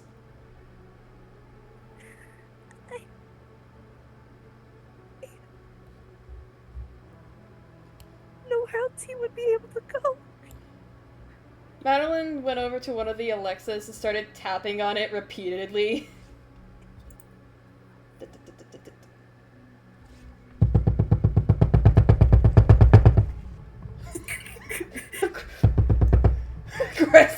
Aggressive. Are you in there? Hello. For a moment, it's almost like he's in there, but then it just goes dead. Okay, well, oh. Madeline, this time, just... Okay, up we go, Steph. Come on. Beep, You Get okay? up. beep, beep. This time, she goes to check her computer. She opens up her notepad. And just a simple question. Are you on my computer? Are you in my house? For a moment, Madeline's computer seems to glow just a bit brighter. And then an answer. Yes. For now. Is this Telly? As real as it gets. Stay as long as you need. I won't stay long.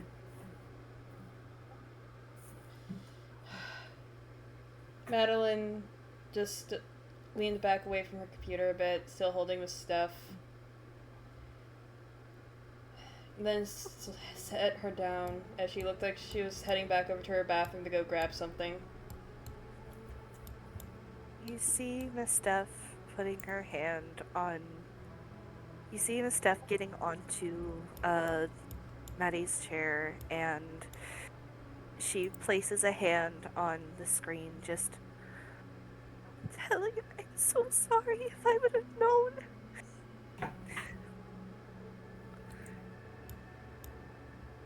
You did your best. But I can't stay here anymore.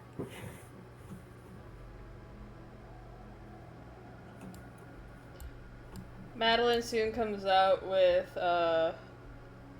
it almost looks like it could fit into her hand, but it's too big for her hand. It's shaped like a bean.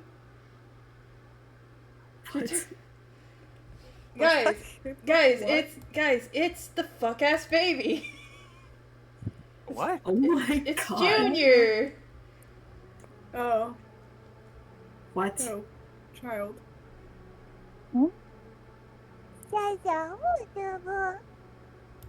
Oh. It's the evil war criminal of 09. Alright, Steph. Here he comes. The littlest of boys. And you see her very carefully take the baby in her Evil arms. war criminal. You could tell Miss Steph is not amused, but she's just carefully holding on to her child.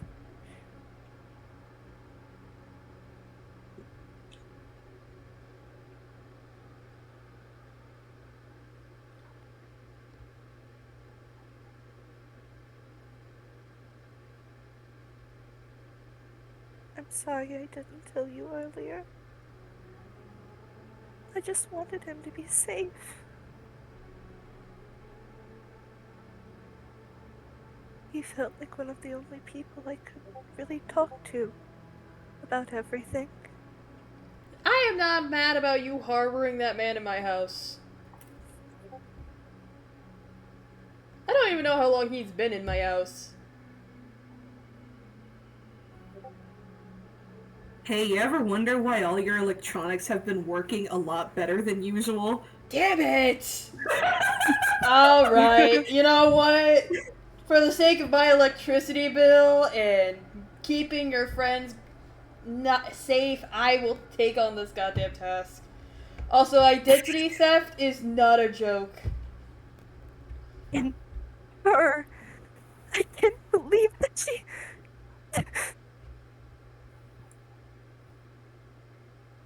Is there like a fictional lawyer we can talk about for like a lawsuit?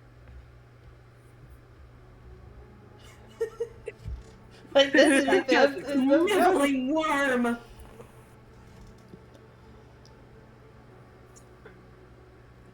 Yeah, she kind of put him on blast.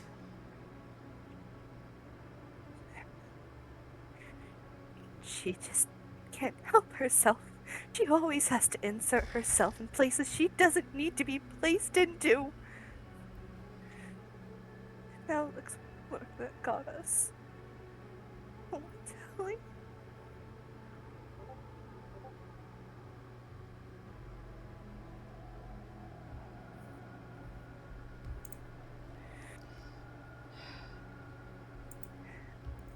Don't know what to do now.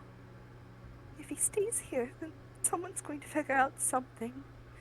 but if he leaves, he has a bigger chance of getting caught. I don't. See, if someone comes over here, there's a fun thing that I do called putting a bullet through their skull. And if multiple... Oh, I forgot. Okay, but like, how long until people start getting suspicious? Of... Eyebrow raise. Of Seymour staying here, or... Everything. You'd be surprised how long it takes. No one ever really notices anything, unless you're observant. I mean, if they come here, just kill the witnesses again.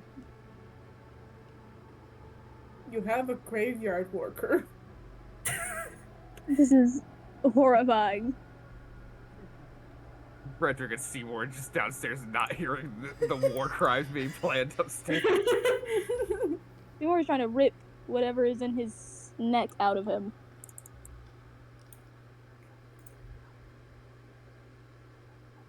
I personally don't feel bad. I don't personally feel bad if someone tries coming over here and... Oh no. They're dead. Oh no, feed them to the crows. I swear, your crow has eaten a person whole. No, they haven't. He's very obviously lying. Again. Yes, you're totally normal birds. They're very normal. Totally normal. I won't let them get to him.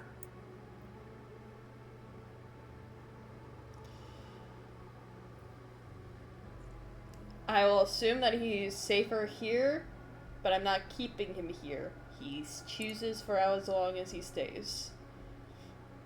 And then maybe, in the meantime, we plan how to build a nuclear bomb.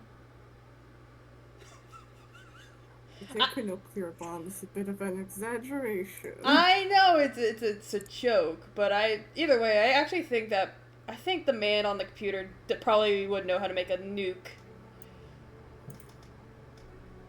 It's a lot more complicated than you'd expect. I would assume. Hey, he does. Good. Hey, he does. I would assume.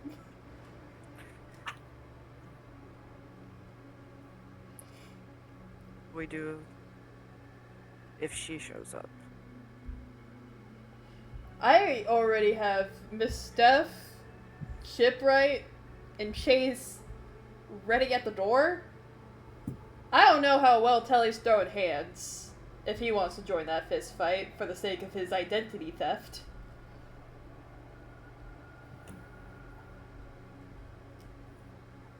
I'm thinking. And what do we do about Tina?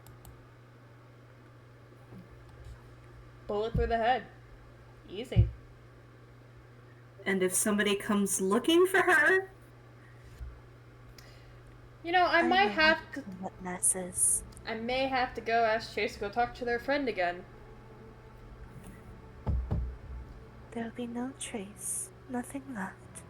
Just as spotless as I want it to be. Thank you, Miss Steph. You're the best mom ever. Well, Tina's super dead. Tina's super dead.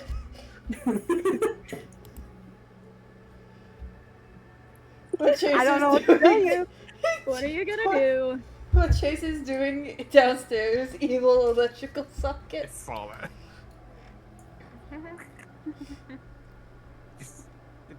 Chase, don't poke it with a shovel. Nope, sir. Well, I sure hope you're good at covering your tracks, because if somebody's nosy enough, they'll find something. Trust me, I would know. Valerie, you haven't even seen the first account of murder I've done. Squint. You can't tell if she's fucking with you or not.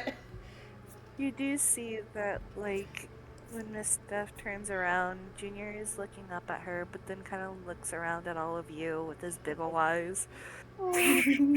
War criminal baby, hi. Can you stop calling my child a war criminal? He's getting raised by Chase. excited for you. Are you gonna rub graves? Are you going to play with the bones of the deceased? I think that is a Be yes. nice to him. He's dispensing wisdom. I'm sorry if you hadn't seen him before. This is Junior. Hi, Junior. The only thing good that came out of my relationship with darling husband. with fuck ass. So amazing that you were able to asexually reproduce, Miss Steph. It's so exactly. It's so crazy. You managed to asexually reproduce, and there's that baby. No man required.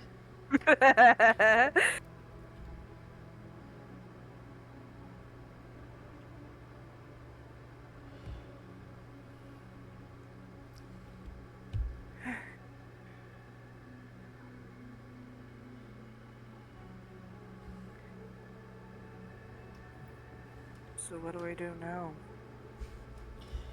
You mind giving me a moment just to break some ice real quick with my computer here?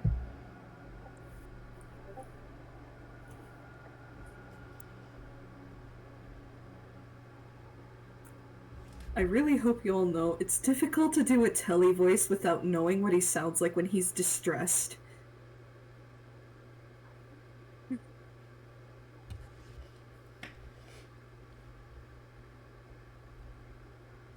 Oh boy. Just a minute with me talking to the PC alone, please. Alright, you Alright. ready? You may want to go check on your wife there, Steph, because I swear I thought I heard her slapping her shovel on the outlet downstairs. I saw Edelyn, if you mind.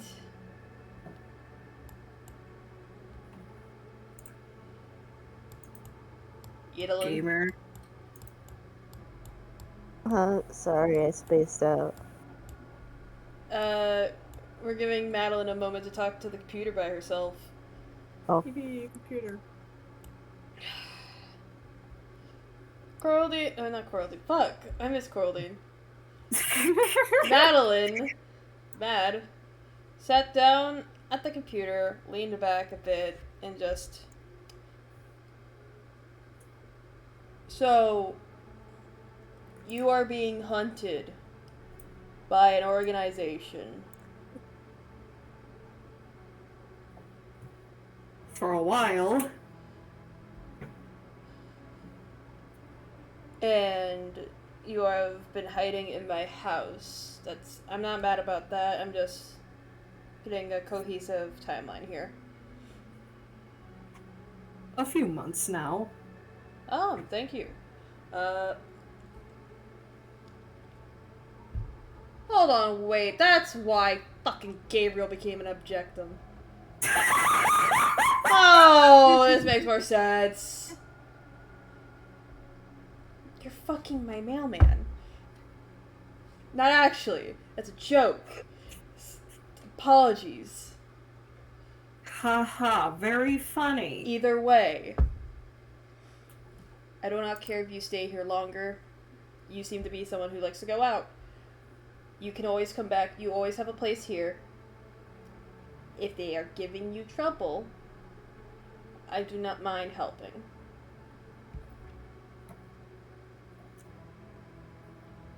I'll ask for help when I need it.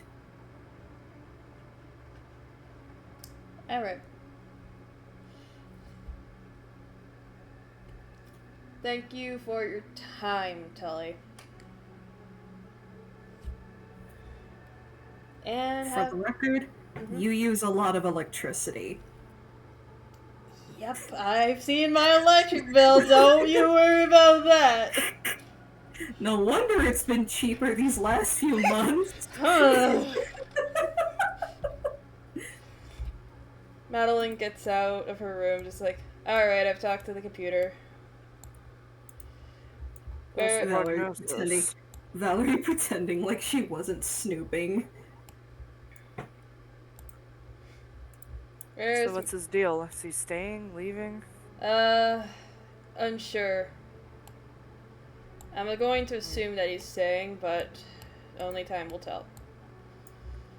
Chase!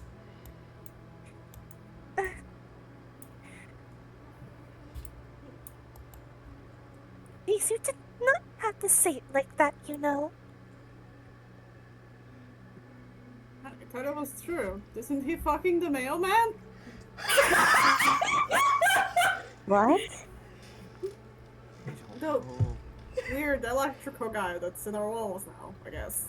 He's been here for a few months, Chase. I don't know electricity.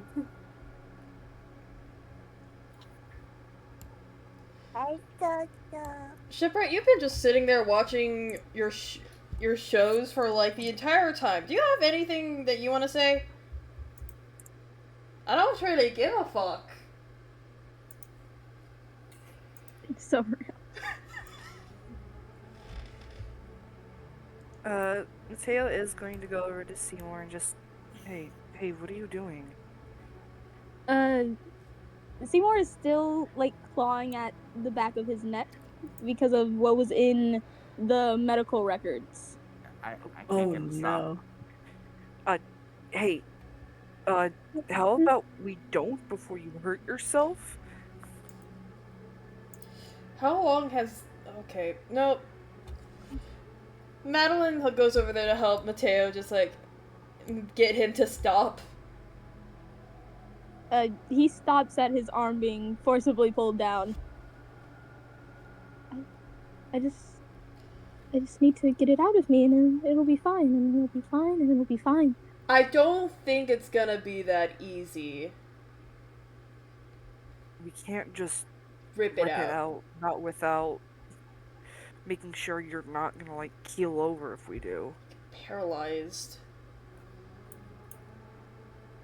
I guess that's fair.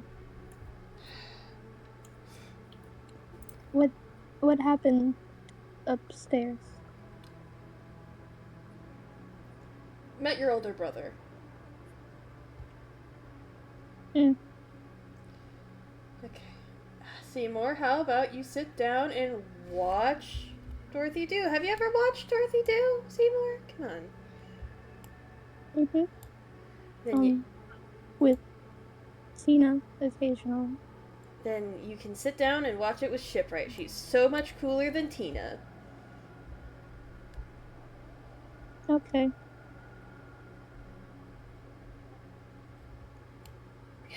Okay. Frederick, a moment, please. Jesus Christ, what the fuck are we going to do? Alright. So, someone has to take him, right? Someone, not Tina, I'm only looking at you because he's lived in your house the longest. I got it. I will. It's. Yeah, no. Fuck that shit. Yeah, no. It's okay. I get it. Okay, when I made the funny ha ha, oh, they have both initials TI, I wasn't expecting this. Yeah, I didn't think it went this deep. I thought it was just. How. Okay, how the fuck was I supposed to expect a goddamn cult had a lightning god that is actually an impersonator of said lightning god hunting down, and then fucking that, and that's why the Link was labeled Abel. He is Abel, the younger brother, the sacrifice. Like he is talking as quiet as he can, so that way it's just Madeline here. The technical sacrifice.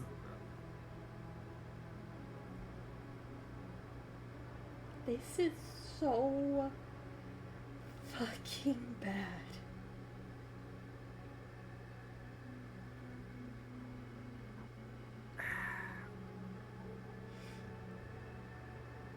He's not gonna go back there. I don't care what who comes or whatever may... Oh, hi, Rigatoni. Bad time, cat. Tony being a little pest. Look. I mean, I thought it was gonna have to be a whole thing of just us, like, convincing him not to go back. I don't think we need to. Like, I had a whole thing planned of, like, just lying to him about the Curse of Strahd being a thing about the place, and... You were gonna fucking pull D&D shit on him? Well, it could have worked. We don't need to now, but... And I don't know if that's better or for worse. Because now, it's a matter of... Okay, will I still be able to spin this? Because he's currently waiting for a text from Tina. Well, I don't think he's waiting anymore. I think he'd No. rather just say. Yes, but that means she's going to want a response probably back from him. You're right. Because that's the thing. If we can throw her off of... Give them something that would give us a buffer to figure out what the fuck to do, because... Okay. We figure out how to lie to Tina. We figure out how to go forward. If you need help resituating your house, you know where I am. You know that I am horribly strong. I remember I lifted up basically your whole dresser by myself. I remember. You broke some of my things, but that's fine. I didn't mean to, and I said I'm sorry. It's fine, but... Well... We take care of this. He looks over at Seymour, it's just... It'll be alright. Seymour's fiddling with his phone. Alright, let's just give him some fruit, because he likes that. He likes fruit. Let's just give him some fruit. God. Just sit down and watch Dorothy do with him, I guess. Hey, excuse me. Excuse me.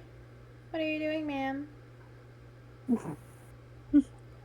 Are you sniffing Julie?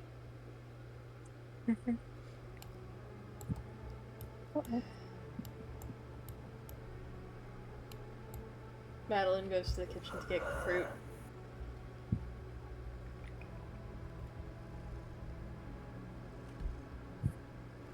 What are you doing, you silly? Oh, I can hear the purring.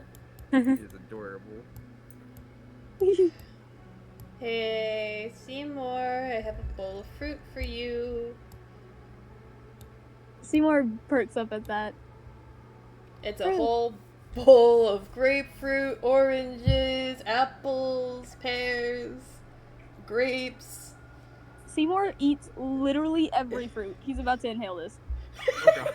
He's about to inhale this. He's about to Buddy, fuck that up. Buddy, you have to chew. You have to chew. It's not doing. Seymour, wait. Holy shit. What? Okay. Honey.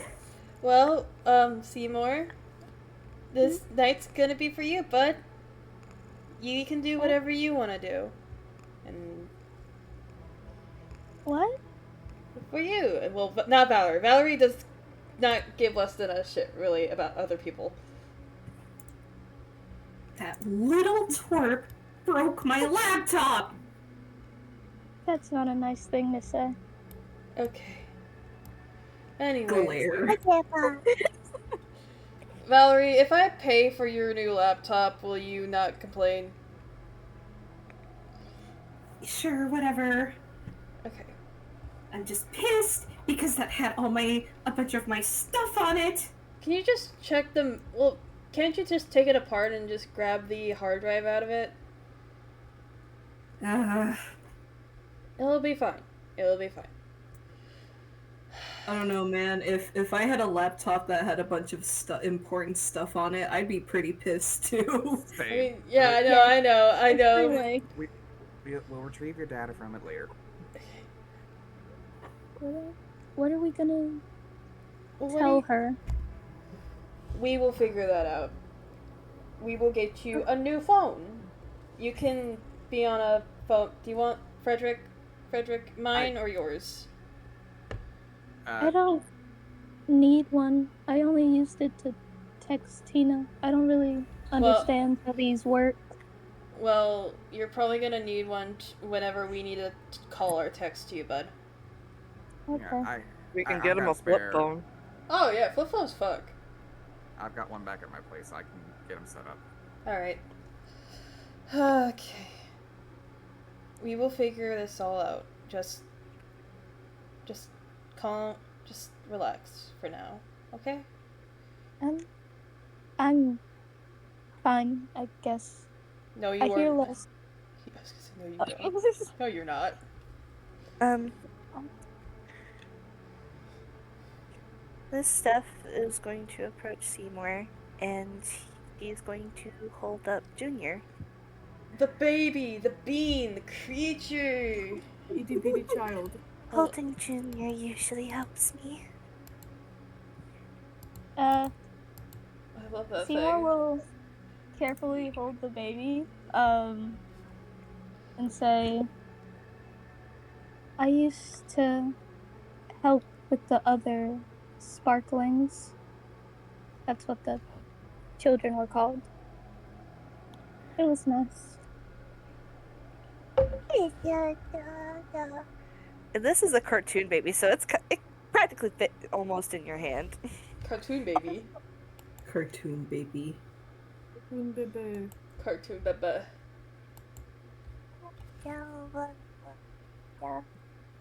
Seymour's like gently rocking the baby. He's good with kids. It's a war criminal, guys. Coughing baby. You see the little baby yawn as he slowly closes his eyes as you rock him. He's evil. He's gonna plan nefarious deeds. I know it.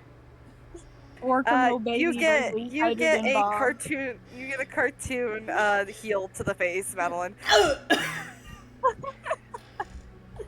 I shot. Stop that. Ugh. Seymour he feels a little bit calmer as he holds the baby. This is one of his good memories from his life, so he's happier. And with that, I say the session is very much concluded. Guys, how did we like that? With the